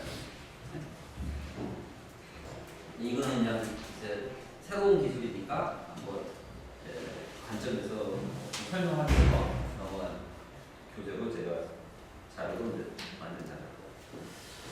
그래서 이제 좀 특화적인 관점에서 이제 기존에 설명했던 여러 가지 어떤 산업 구조, 산업 구조가 변한다. 시장 구조가 변했다는 것도 있고 그런 관점에서 보면 밑에 보면 이제 수요 변화, 현존하는 시장에서 미집 시장과 새로운 시장이 나올 수가 있는데 그 다음에 사용하는 기술과 미개발, 미활용 기술이 있고 좋답니다. 그 다음 미래 기술이 있는데 1차 기회, 2차 기회, 3차 기회에서 새로운 전기의 핵심 제품을 만들어내요.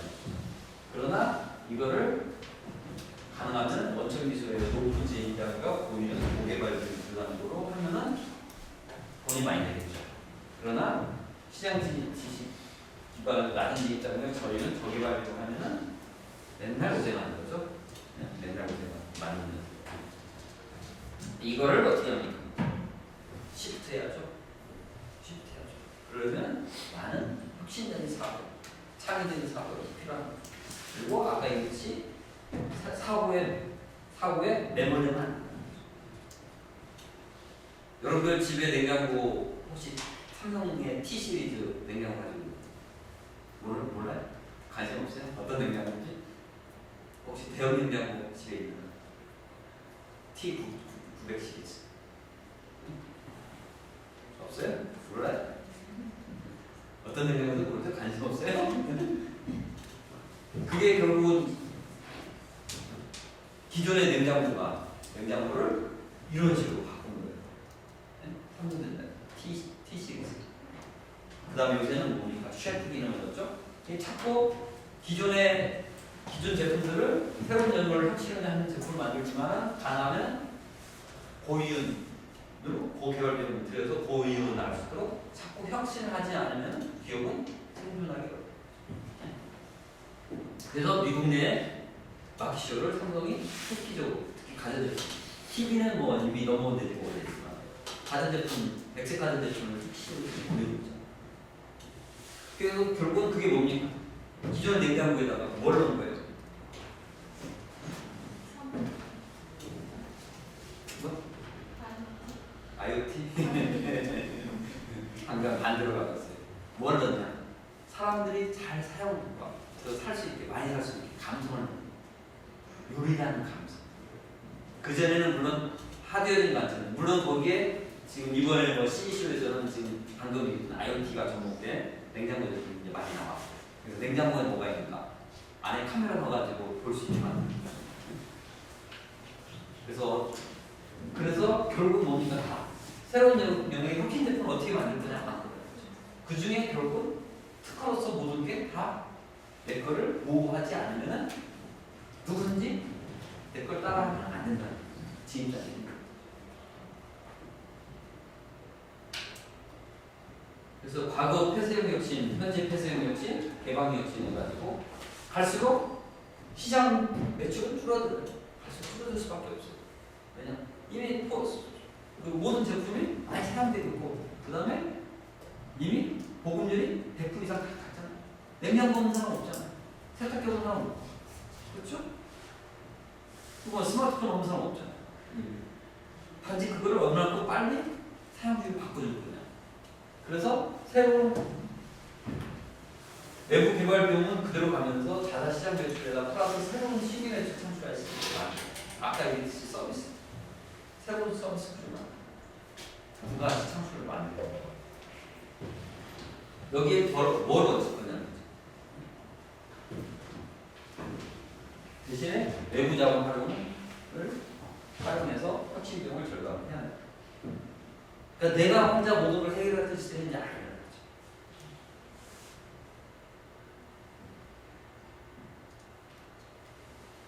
그래서 개방형 혁신이란 뭔가 여러분들이 그림이 이 위에 폐쇄형 혁신은 내부에서 모든 걸 해결하고 내부에서 모든 결과물을 만들어서 제품을 팔겠다는 개념. 지금은 그게 아니에요. 혼재돼 있죠. 혼재돼 있어. 다양하게. 예를 들어 구글 같은 경우도 엄청난 것들을 돈을 막 사고 예를 들어 안드로이드 같은 경우 어떤 구글 자체 개발한 건 아니죠. 사온 거죠. 원래 구글 회사의 기본은 뭐예요? 창업할 때 기본 사업이 뭐였습니까? 네? 뭐였어요? 구글의 기본 가장 출발 회사 출범해서 가장 먼저 시작한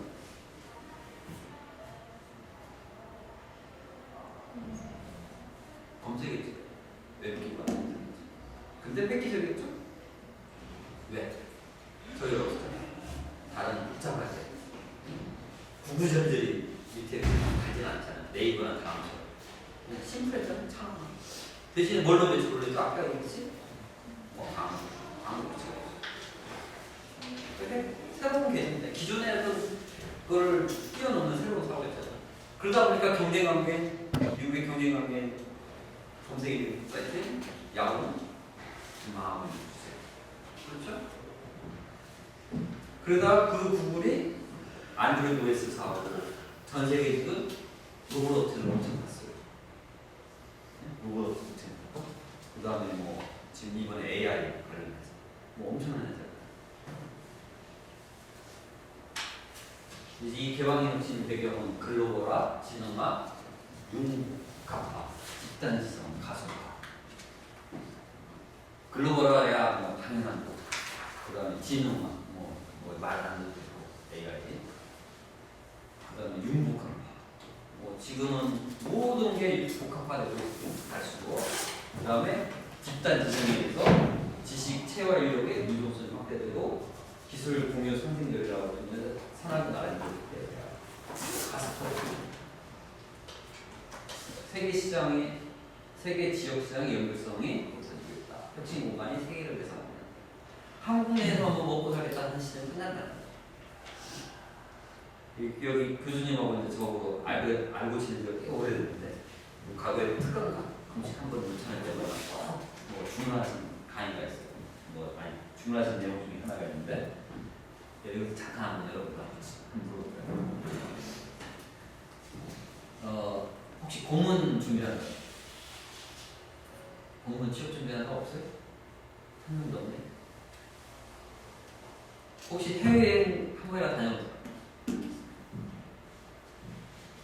2명? 위로 적네요. 전에 한 8, 9년 전에는 그래도 한 반. 그때는 또 주역이 공무원시로 준비했잖아요. 많이. 왜 그러냐면 공무원들도 앞으로는 평가 체제가 이번에 지금 인사혁신처에서 하이 그 복지 부동하는 공무원들 퇴출시키고 평가 시스템을 가겠다. 근데 이제 왜 제가 해외여행을 그러거든요. 해외여행을 통해서 해외가 아까 글로벌한 관점에서 봤을 때 해외가 다른 국가에서 어떤 변화가 있는지 가서 한번 봄으로써 내 생각이 많이 바뀐다는 거죠. 그래서 학생일 때 가능하면 한두 번 정도 많이 다녀볼 수 있으면 좋습니다. 이제 내가 이제 강남에 좀 오래 살다가 강북으로 갔다가 다시 이제 이번에 강남에 갔는데 강남에 이제 학부모들이 이제 기본 사고 중에 하나가 이래서 다녔어요. 중학교 때는 놀아요. 대신 고3 때는 그래서 중학교 때 해외여행을 많이 시켜줘요. 애들. 그래서 세상이 어떻게 바뀌는지 많이 구경시켜요. 그렇게 또 강남 부모님도 또 생각을 하고 있습니다. 그래서 글로벌한 의미가 한국 내에서 특히 뭐 여러분들 지금 전주라는 곳에서만 생활했지만 서울이 어떻게 바뀌는지 모르죠. 와, 1년에 한 번이나 가봐요? 서울에? 안 가죠? 서울에 뭐 강남, 특히 강남역 인근에 가서 도대체 어디다 돈을 어떻게 쓰는지 한번 시장 조사 해보세요. 시간 내서 주말 네? 가서 토요일날 한 저녁 오후 6시 도착해서 밤 12시까지 한번 돌아보세요. 6시간 동안 돌아보세요. 어디 많이 가는지 돈을 어디다 갖다 쓰는지 젊은지 그런 생각 안 해봤어요? 그렇죠? 나이 들면 이제 돈 안 써요. 나이 들면 그래서 돈 많이 가장 쓰는 게 여러분이에요. 젊은이들 20대. 그래서 그만큼 세상이 바뀐다 보니까 혁신을 해야 할 요소들이 많아집니다. 그래서 폐쇄형 혁신, 인간의 개방 혁신의 차이점을 비교를 해보는데 인력자원, 가장 똑똑한 사람 모두가 유리하게 일하는 것은 아니다. 네버의 모두에서 똑똑한 사람을 차지한다. 그래서 삼성에서 천재 급이 S급이 같아요. S 이렇게 나오는 천재입니다. 여러분 맨사라고 알아요? 맨사? 알아요? 알면서 많이 독특하다고 하더라고요. 저는 맨사하는 건 아니지만 거기 있는 친구들 술 안 먹고 밤새 토론하는데 뭐에 대해서 그런 사람들 아까 이번에 그 알파고를 만든 사람 그 CEO의 이론 봤어요? 봤습니까? 안 봤습니까? 안 봤죠? 한번 보세요. 독특한 이름이 천재입니다. 그 친구 알파고 이번 그 CEO가 천재급이에요. 영국 사람입니다. 그 다음에 내부 R&D와 마찬가지로 외부 R&D가 엄청난 가치를 만들 수 있다. 그 이거에 이제 배 아픈 사람이 있으니까 알파고 때문에 어느 회사일까요? 알파고 때문에 배 아픈 회사가 생겼어요. 오늘 기사도 났어요. 이전에 이 유사한 게 있었어요. 가족은 아니지. 무엇입니까? 네? 체스.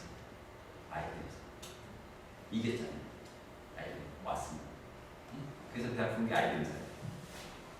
엄청난 홍보가 감히 신의 영역인 인간의 영역을 이제 이번 알파고를 통해서 왔습니다. 더 좋은 거 아니냐라는 거죠. 결국 이제 뭐 알파고도 결국 외부 R&D잖아요. 사업자잖아요. 거기에 더 돈을 더 투자해가지고 계속 지속 발전시키는 그 자체가 당장 돈 되는 건 아니잖아요. 그렇죠? IBM 왔으면 마찬가지. 지금 자체에 돈 되는 건 아니에요. 그 다음에 반드시 우리가 개발한 기술로만 이익을 얻을 필요는 없다. 여기서 중요한 게 있어요. 반드시 우리가 개발한 기술로만 이익을 얻을 필요는 없다. 이거 있어서 중요한 게 있어요. 여러분 이 아래에 하나.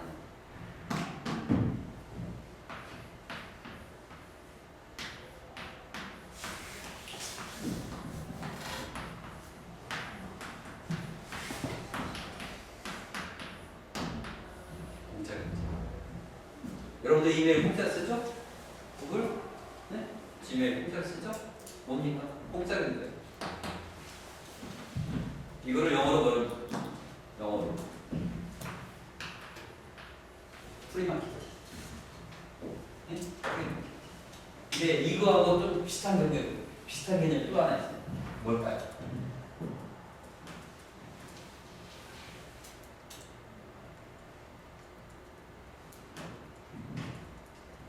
비슷한 개념인가? 앞으로 이거 시장이 엄청나요. 영어로 share, 한국말로 공유 개념이지. 물건을 나눠 쓰는 거예요. 이게 결국은 이런 게 사업 모델이 되는데 이게 다 이런 것들이 특허로서 일부 기술 같은 경우는 특허로서 뭘 해주시냐고. 예를 들어서 전기자동차 같은 경우는 소유의 개념보다는 뭘로 봐요? 공유의 개념. 굳이 살 가지고 있을 필요가 없어. 내가 필요할 때 하나 쓰. 그냥 이후 시간에서 잘 하는 거야. 그러면 그걸 구현하기 위해서 그 안에 뭐가 들어요? 그 사람을 인식할 수 있는 기술들이 전공이 되겠죠. 운전자 전공. 그렇죠? 그럼 기술이 전공은 돼야 돼요. 그렇다고 해서 무조건 아니에요. 그래서 개발한 기술만 이익을 내놓을 필요가 없다. 아까 방금 구글이 공짜로 사용하고 검색 공짜로 할 수 있게 하지만은 뭡니까? 뭘? 공짜 경쟁에서 얻는 다른 부가치를 뭘로 암으로 수익을 내요. 굉장히 중요한 거예요. 세상에 바뀌고 하드웨어를 주고 공짜로 주고 이익을 취할 수 있는 방법가 있으면 하드웨어 공짜로 줍니다. 그렇죠?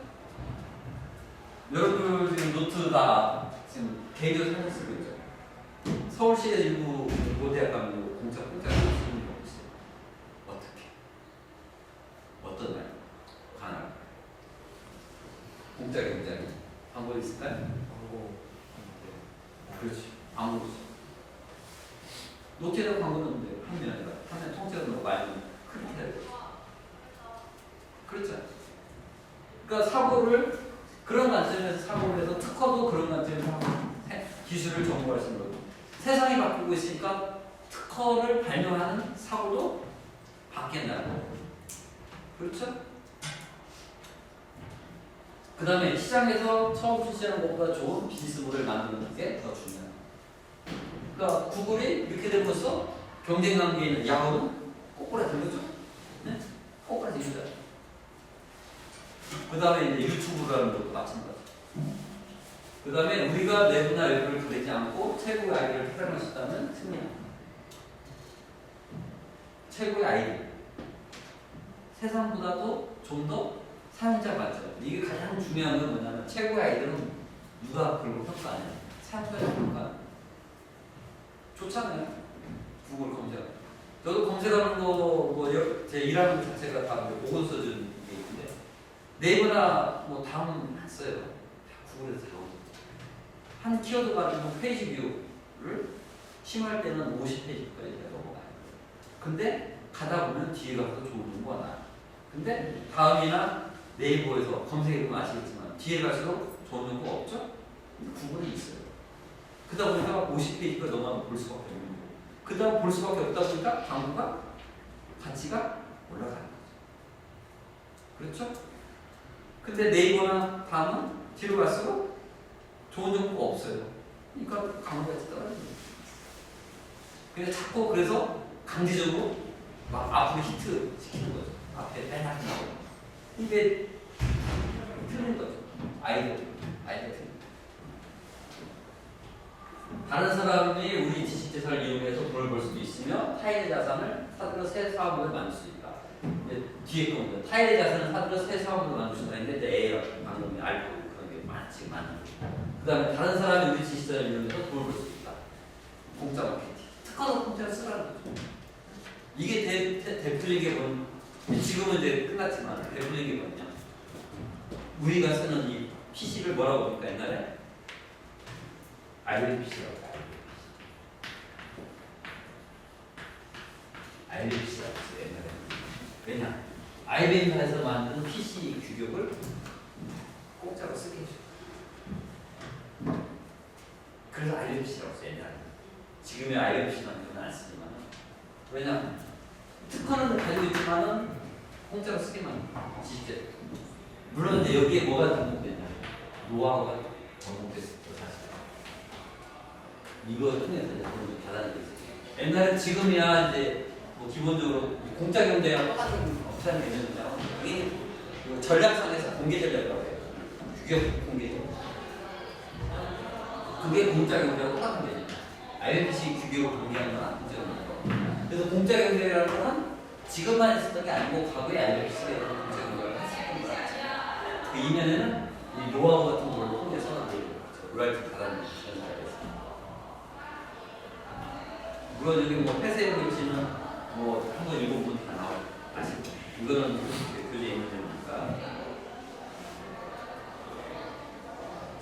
그래서 이제 여기 그 내용을 보면 이제 독일에서 나왔던 것들인데 기술 브로커가 평균 매출. 근데 이 기술 브로커를 하려면 굉장히 어려워지고 저도 어떻게 보면 저거 이제 준하는 건데 근데 다양한 사고를 하는 거죠. 뭐 저 같은 경우는 제가 원래 전공이 통신인데 뭐 통신, 뭐 LED 기술, 뭐 의료기 기술, 심지어는 나노 소재 기술, 뭐 광 케이블 기술, 뭐 다양하게 안에는 조정, 그다음에 뭐 프린터, 뭐 3D 프린터, 그다음에 웨어블 뭐 다 해봤습니다. 물론 엔지니어 수준으로 깊이까지 들어가진 않지만 다양하게 볼 수가 없어요.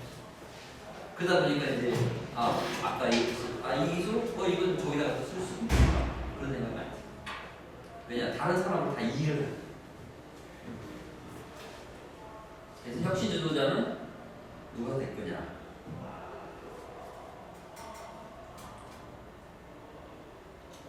이런 것들을 결국 아이디어를 착안하고 선택을 해서 확산하고 활용할 수 있게 연결자가 필요하다. 이걸 이제 코디네이터라는 표현을 쓰는데 연결이나 커넥티드, 코디네이터, 커넥티비티, 코디네이터 그런 표현을 많이 쓰는데 그 유럽 같은 경우는 이제 저런 개념을 많이 해요. 유럽 그 연합에서 운영하는 연구개발사 예산들 보면은 거기는 어떤 주제가 있으면 여기에 내가 이런 거 하려고 하는데 같이 공동 개발사 같이 말해가지고 오픈해 주시고 한국은 아는 사람들끼리만 자기들이 섞어서 해가지고 연구개발 가봐죠.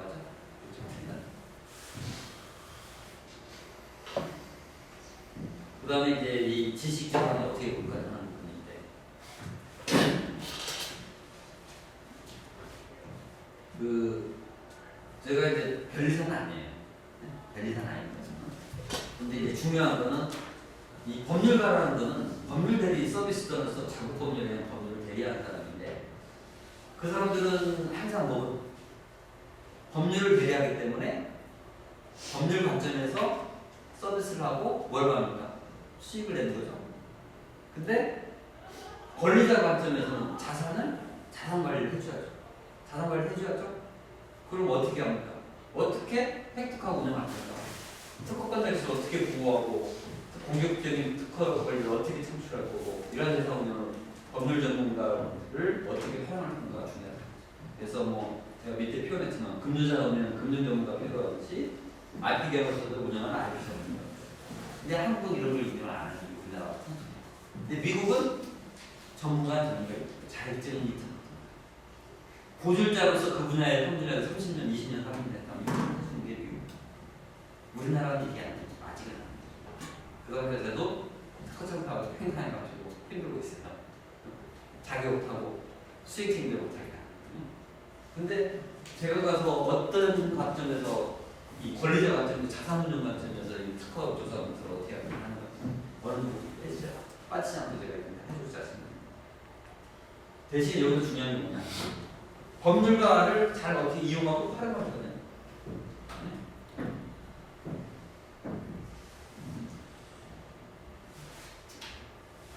근데 이 특허 기술은 그러다 보니까 이제 특허 기술은 일반적으로 크게 한 4가지 점이 있는데 저 왼쪽 저쪽에 있는 거는 내가 그 소재, 재료 같은 경우는 저 방식은 아니에요. 재료를 먼저 개발하고 그 다음에 용도를 하고 그 다음에 제법을 하는데 일반적으로 이제 현대 제품에다가 핵심 기술을 넣어가지고 새로운 이제 특허력을 강화하는 방식 조사하는 하나 방법이고 그 다음에 기업의 이제 보유하는 기술에 대해서 계약 기술로 상품 경쟁을 확보하기 위한 조사 방법이 하나 있고 그 다음에 신기술 개발 통해서 어떤 신제품을 하기 위한 조사 방법 크게 한 4가지로 특허 조사를 했는데 그냥 뭐 이것저것 따질 필요 없이 읽은 제가 통계학적으로 아까 먼저 정리를 한 건데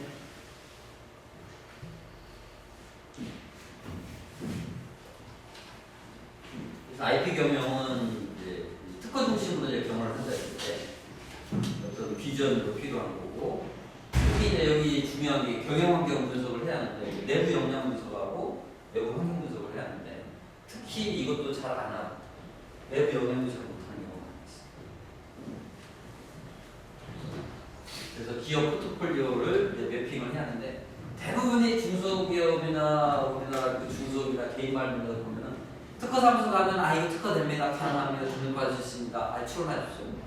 그러고 나서 나중에 등록되고 나서 이거 몇 차로 어떻게 되는지 아세요? 등록되면 등록된 권리도 하나의 재산이기 때문에 세금을 내야 돼요. 근데 세금이 곡선이 어떻게 되냐? 1년처럼 작아요. 근데 뒤로 갈수록 이렇게 올라가요.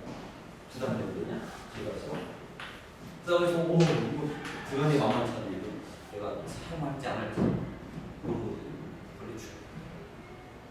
아까 제가 IP 자산 전문가 같은 걸 다닌다고 했죠? 여러분들에 대한 특허를 또 여러분들 재산 관점에서 생각을 해보시는 거죠. 그 강의를 이제 제가 남은 강의 공부 그거를 제가 많이 강조를 합니다. 제가 설명하는 것들이 다 그런 거죠. 근데 대부분의 특허사무소 편의사람 출연하십시오. 다 그 특허가 제대로 앞으로 어떻게 사용될 거고 제가 주장한 노래 중에 현재의 기술의 성과만을 가지고 특허 출원을 하지 말라는 거죠. 이 기술이 5년 후에 어떻게 사용될 것까지 하는 거라는 거죠. 산업 환경 분석이 외부 환경 분석 내부 역량 분석뿐만 아니라 외부 환경 분석을 통해서 내 내 특허가 앞으로 5년 후에 어떻게 사용될 것인가를 감안한 특허 출원을 하고 권리를 확보해야 돼요. 근데 지금 특허 사무소는 현재 기술 기준에서 현재 성과를 가지고 특허 출원하겠다는 게 논리. 세상이 바뀌는데 어떻게 해요? 어떻게 돈 들어가는 거 심지어는 출원비용 출원시 150만 원 들어가요. 중소기업 사용료 150만 원 굉장히 아까워요. 여러분들 뭐 용돈 받을 입장에서 150만 원 시키는 거 할지 모르지만 중소기업 때는 경우에 따라 10만 원, 20만 원이 아까워요. 경우에 따라 10만 원, 20만 원 없어가지고 부도날 수도 있어요. 근데 이런 전체적인 프레임워크, 경영결과 IP 중심으로 생각을 안 한다는 거예요. 근데 잘하는 회사도 있어요. 제가 만나본 회사 사례들 중에 오히려 저보다도 저만큼 지식을 가지고 있는 사례들이 있어요. 그 다음에 아이디어, 내부 역량, 아이디어 본인이 다 내요. 문과 출신인데 바이오 관련된 거, 줄기세포 관련된 거 본인이 아이디어 다 내가지고 발명자 되고 실제로 구현하는 거는 전공한 사람이 실제로 그걸 구현할 수 있게 그런 사례를 제가 봤습니다.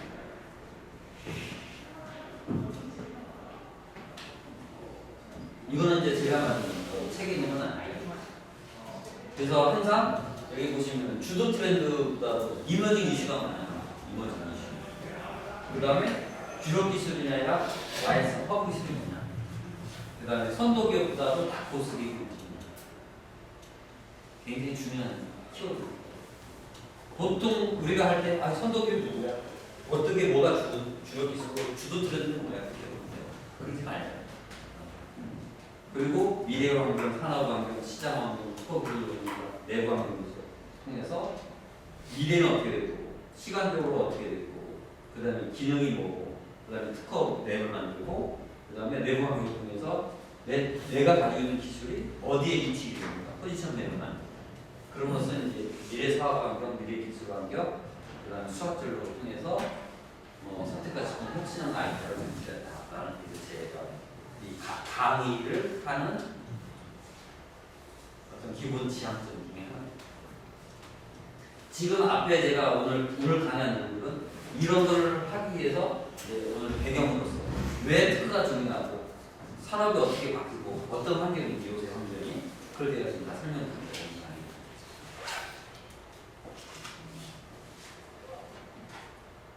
다른 관점에서 그래서 미래사의 니즈가 뭐냐, 미래 기술의 니즈가 뭐냐, 미래 기능은 어떤 니즈냐, 미래 소비자의 니즈는 뭐냐, 현재 기술 현황을 보고 해결 과제를 발굴해야 한다.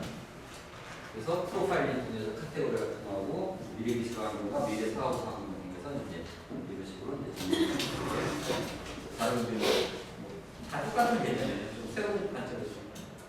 근데 여기서 이제 특허적인 관점에서 보면은 이제 해결 과제를 추출할 수가 있어요. 그러니까 동종업계 종사자들이 어떤 고민을 하고 있는지 얘는 특허를 다운을 하고 있어요. 해결 과제라고 추출하는데 그걸 통해서 요소 기술을 추출하고 특허 기술을 정리해서 특허 기술 확장을 통해서 이제 현안 해결 과제와 미래 선정 과제를 이제 창출할 수가 있습니다. 이런 걸 하기 위해서는 이런 여러 가지 분석 기법들을 통해서 다양하게 환경 분석을 할 수가 있습니다. 그래서 이제 아까 개방형 혁신하고 이제 IP하고 하는 관점에서 보면 이제 환경 분석을 통해서 내부 과제와 새로운 것들을 통해서 혁신형 연구 성과 중심 IP하고 혁신형 IP를 이해한다는 거예요. 그러니까 연구 성과 이외에 새로운 혁신형 IP를 어떻게 만드는지가 5년 후 내 특허가 진정한 가치를 가지기 위한 특허적인가를 만드는 과정이에요. 아까 출구 전략을 만들어야 된다고 했죠? 시작하면서 사업을 할 때. 근데 현재 연구 성과만 가지고 현재 특허 출하면 출구 전략이 돼야 안 돼요. 그렇죠? 현재 기준에서 현재 환경 관점에서 특허 출을 해가지고 5년 후에 어떻게 세상이 바뀔지 모르는데 그 5년 후에 내 특허가 사용 안 될 수도 있는 거예요. 내가 뭐하러 되는 거지? 그럼 연구개발 해봐야 되거든. 그래서 혁신형 IP 쪽으로 가야 합니다. 내 기술이 현재 연구성까지는 5년 후에 어떻게 사용할 될 건가도 생각을 하고 특허를 내야 합니다. 그게 이제 여기서 제가 표현한 혁신형 IP, 혁신형 특허라고 표현. 굉장히 중요합니다. 근데 5년의 의미는 저도 5년을 강조했지만 구글 회장이 뭡니까? 에릭 슈미트도 미래를 몇 년을 보냐? 5년을 본 거야. 작년 인터뷰에 있어요. 5년. 많이 더 많이 5년. 여러분들 앞으로 5년만 생각해 보세요. 졸업하고 5년 동안 뭐 할 건가? 그 다음에 이제 중요한 게 비즈니스 모델, 혁신의 가치를 얻어요. 여기 가치 제약, 고객 시장, 혁신 역량, 전략, 수입 비용 구조에 대해 이거는 이제 중소기업까지 그 중소기업청에서 중소기업을 지원해 위한 그 R&D 기획 지원 사업이 있어요. 거기에 들어가는 기술이 이 기술을 통해서 핵심 역량이 뭐고 어떤 가치를 제안하고 고객과 시장한테 무엇을 제공하는 건가 어떤 가치 창출 전달 포착을 어떻게 해야 그걸 통해서 비용 구조와 전제 수익은 어떻게 창출해요. 그러니까 기술을 기술 개발로서 끝나는 게 아니라 새로운 가치를 어떻게 구현할 거냐. 이게 기존의 어떤 새로운 양식이 작년부터 올라왔어요. 이게 사고를 이렇게 하는 거죠. 이제. 기술 개발만 했다고 모둠이 끝나는 게 아니에요. 그걸 통해서 어떤 가치를 주거냐. 그 가치를 줌으로써 또 특허를 똑같이 보는 특허 추원 방법론도 틀릴 수 있어요. 왜냐? 사고의 폭이 어떻게 더 넓어진 거야. 더 넓어진 권리 범위가 넓은 특허를 만들어내요. 근데 이런 사고를 갖게 되면 당연히 특허도 좋은 특허가 연구결 성과는 별거 없이 보이지만 가치가 대단히 좋게 나옴으로써 좋은 특허가 될 수 있어요.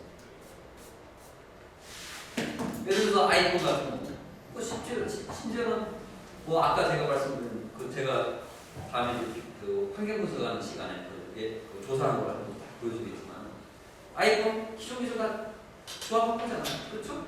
그럼 별거 없잖아요. 근데 얼마나 가치를 참지 많이 줘. 물론 이제 애플이 통신 관련된 특허들이 없어가지고 매입을 많이 했죠. 왜냐하면 아이폰의 기본은 통신을 기반으로 한 제품이기 때문에 네? 무선 통신 기반.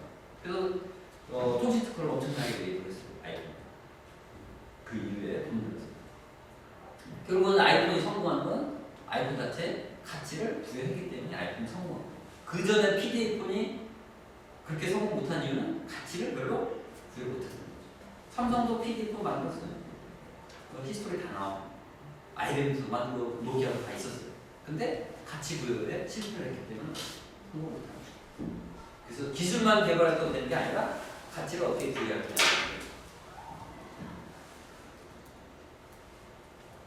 네, 마지막 정리하겠습니다. 오늘은 조금 일찍 끝날 것 같은데 이제 두 가지. 이거는 이제 그 LG 경제연구소에서 나온 보고서를 제가 그림으로 좀 다시 한 건데 인간의 심리적 관계 여기 이거의 키워드는 인간의 심리적 관계예요. 보고서에 없는 걸 제가 넣어놨는데 인간의 심리적 관계. 사람은 내가 과거에 경험을 비롯해서 현재가 나입니다. 그렇죠? 알파고도 과거에 학습을 통해서 현재까지 알파고가 있는 거죠. 그거를 이세돌 구단이 어떻게 된 겁니까? 그 논리를 파고든 거죠. 그래서 이긴 거죠. 네? 네 번 중에 한 번. 오늘 지금 오늘인가 내일인가요? 내일이죠. 그걸 파고든 거죠. 그 논리를 깨버린 거잖아요. 그렇죠? 그 이세돌 구단도 한 번 이긴 것도 그것도 사실은 대단한 거예요. 사실. 왜냐? 그 개발자의 사고를 파악을 한 거예요. 그렇죠? 개발자가 어떤 사고, 어떤 논리적인 사고를 가지고 그 알파고를 만드는지를 알기 때문에 이세돌이 그거를 역으로 침투한 거죠. 여러분들도 지금 생각하는 모든 거의 생각의 과정은, 과정에서 나오는 결론은 여러분들이 자라온 환경 배경, 여러분들이 들은 지식에 의해서 결과를 만드는 거예요. 그게 사람들이 생각하는 인간의 심리적 한계라는 거죠. 그렇죠? 알파고의 한계가 그거예요. 그거를 결국은 알파고도 누가 만든 거예요? 사람이 만든 거예요. 인간의 심리적 한계라는 거죠. 근데 모든 사람들이 여러분들도 마찬가지로 뭐 저도 마찬가지일 수도 있어요. 단지 여러분들과 제가 이 산업에 대해서 좀 더 많이 보고 봤다는 그 다음에 교수님은 이 산업에 대해서 좀 더 학문적으로 깊게 연구를 많이 해왔다는 거. 그 다음에 여러분 부모님은 인생 경험을 더 많이 살아왔다는 거. 그걸 통해서 여러분과 나은 조금 판단할 수 있는 거지 그 자체가 완벽한 건 아니라는 거죠. 그래서 아까 얘기했던 그 혁신형의 배경 중에 하나가 집단 지정이라는 표현 쓰죠? 그 사고가 필요한 거예요. 그래서 나 혼자만이 발명을 만들어낼 수 있지만 혁신이라는 혼자만 할 수 있는 건 아니에요. 주변에 같은 걸 갖다가 다 모아가지고 하나의 혁신을 만들어요. 그 다음에 더 재밌는 거는 이거 하나 마지막에 될 수 있는데 CIA에서 운영했던 레드셀이라는 조직이에요. 한번 읽어보세요. 저 인터넷 기사는 안 본다 이거.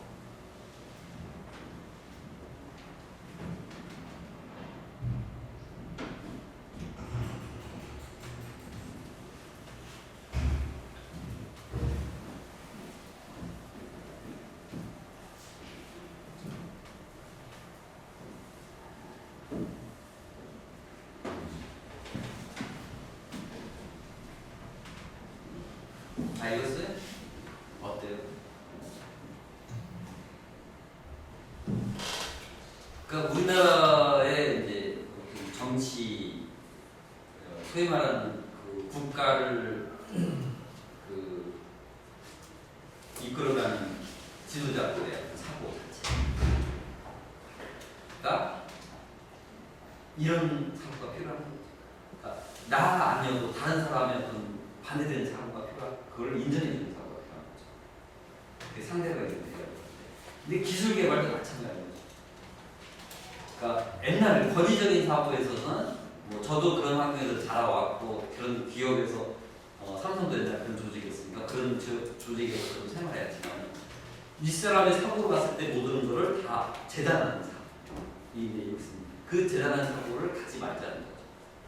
아까 한국 사람들이 미국에서 교육 시스템도 통제된 교육을 하려고 하는 건 아니다. 통제하지 말아야 되죠. 자유로운 사고가 필요합니다. 이런 거였다면은 실패도 좋은 환경을 만들어서 거없는 대체 분석을 통해 고유 정책 수립자들에게 그렇지 않다면 접근하지 못할 독특한 정책 전망을 제공합니다. 이런 사고를 가지는 것을 자꾸 통제된 걸로 제가 하면 사고가 굳어질 수밖에 없는 거고, 그게 특히 인간의 심리적 한계는 더 한계가 더 명확해지는 거죠. 근데 그 한계를 없애야 하는 거죠. 그게 창의적인 뭐 창조라는 표현을 쓰는데, 창조적이 하시면서 좀 이런 얘기 좀 그렇지만은 정치적인 관점은 그건 아닐 수도 있다는 거죠. 그렇죠? 그래서 기술도 마찬가지입니다. 자꾸 꼭 이 방법이 없겠느냐, 이거 이외에 또 다른 방법이 없겠느냐 생각을 해야 되는 거죠. 아까 제주도 마찬가지고, 뭐 3D 프린터 가지고 제주 혁신을 완전히 데스크탑화 한다는 거. 이제 그런 표현을 쓰는 거는 이제 제가 이제 빗대어서 설명하는데, 저 이제 다른 데서 그걸 가지고 내가 빗대어 설명하지만 3D 프린터가 제주 혁신을 한다고 표현하지만 그게 데스크탑, 제주 공장이 데스크탑을 올라간다고 표현하는 건 없어요. 제가 쓰는 표현입니다. 이 CIA 형식처럼 이 사고의 폭을 여러분들이 그런 쪽으로 좀 바꿔보세요. 근데 이러려면은 본인 전공 이외에 다른 것도 많이 보셔야 돼요. 다른 산업도 많이 보세요. 다른 산업들이 어떻게 돼요? 굉장히 변화가 있는지, 바이오기술은 어떻게 될지. 아까 제가 얘기했죠? 화학을 기반으로 한 바이오기술이 앞으로 엄청날 겁니다. 엄청나요. 오히려 그게 전기전자보다는 그게 더 먹고 살기라. 그 중에 하나가 관심 가져서, 혹시 여기 또 부모님 못하신다 하시면 당저한테 팔지 말고 유상마트 가서 거기서 뭐 해먹을 수 있다고 이러다. 제조업 시대 끝났어요. 전기전자 이제 프로젝트 만들어서 팔지. 그렇죠? 뭐 그거 하면 저는 그거는 그런 제조만 하면 호랑이 등이 올라가고 이게 태엽이 많이 그 같은 이 오랜 경험을 가지는 거예요. 왜냐? 호랑이 등이 올라가면 못 내려가요. 한번 내려올 수가 없어요. 주대까지 가야 돼요. 출구제가 하기가 어렵다는 거죠. 그래서 이 레드셀처럼 사고는 창의적인 사고, 열린 사고를 많이 해야 하고, 아까 제가 강조했던 왜 발명과 혁신이라는 걸 쓰는 이유도 결국은 혁신은 개방형 사고를 가져야 합니다. 그 다음에 닫힌 사고를 하면 열린 사고. 오늘 이제 도입 강의로서 이제 이 뭐 한 40쪽 분량 가지고 거의 2시간 좀 이렇게 좀 강의했는데 혹시 오늘 강의 놓치는 거 없어요?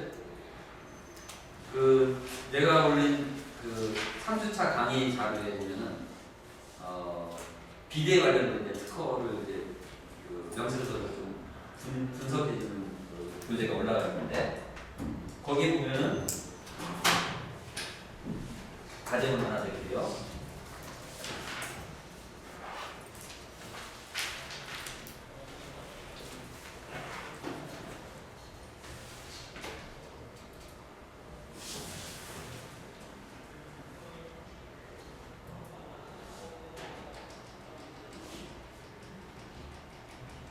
이거 3주차는 새로 올릴게요. 내용을 완전히 다시 재배치 됐으니까. 다 끝날 때쯤 있는데.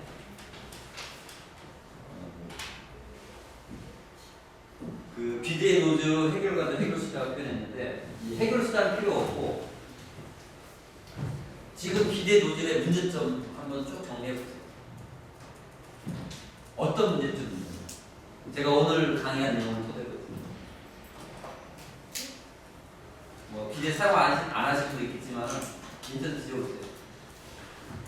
이미 이제 이 과제는 이 비대 관련된 특허조사 분석은 예를 2008년도나 2009년도에 저희 회사에서 그 중소기업 대상으로 조사를 좀 해주는 그 사례를 가지고 제가 해주는 건데 비대 노즐이 어떤 문제가 있는지 아마 이거 아시면 여러분들 공공영수 비대 사용할 겁니다. 근데 이런 걸 한번 해보셔야 돼요. 그래서 그 A4 한 장에다가 손으로 써도 되고 본인 정의해서 일단 제출하세요. 다음 시간에 강의 시작하기. 그거 나서 이제 제가 분석 보고서는 있으니까 뭐 그림으로 몇 장을 나중에 또 보여주겠지만 뭐 그 다음에 다음 시간에 이제 특허 몇 건 가지고 보면 다 나오는 건데 한번 정리 한번 해보세요. 이게 한 가지가 될 수도 있고 두 가지가 될 수도 있고 뭐 세 가지가 될 수도 있는데 한번 문헌조사 하든 뭘 특허 조사를 하든 다 찾아보세요. 아니면 제가 준 교재에 가지고 여기 교재에 있는 내용들도 언급되어 있는 내용이 있으니까 포함해서 한번 해서 프린트 아웃해서 다음 주에 시작할 때 다 제출하세요.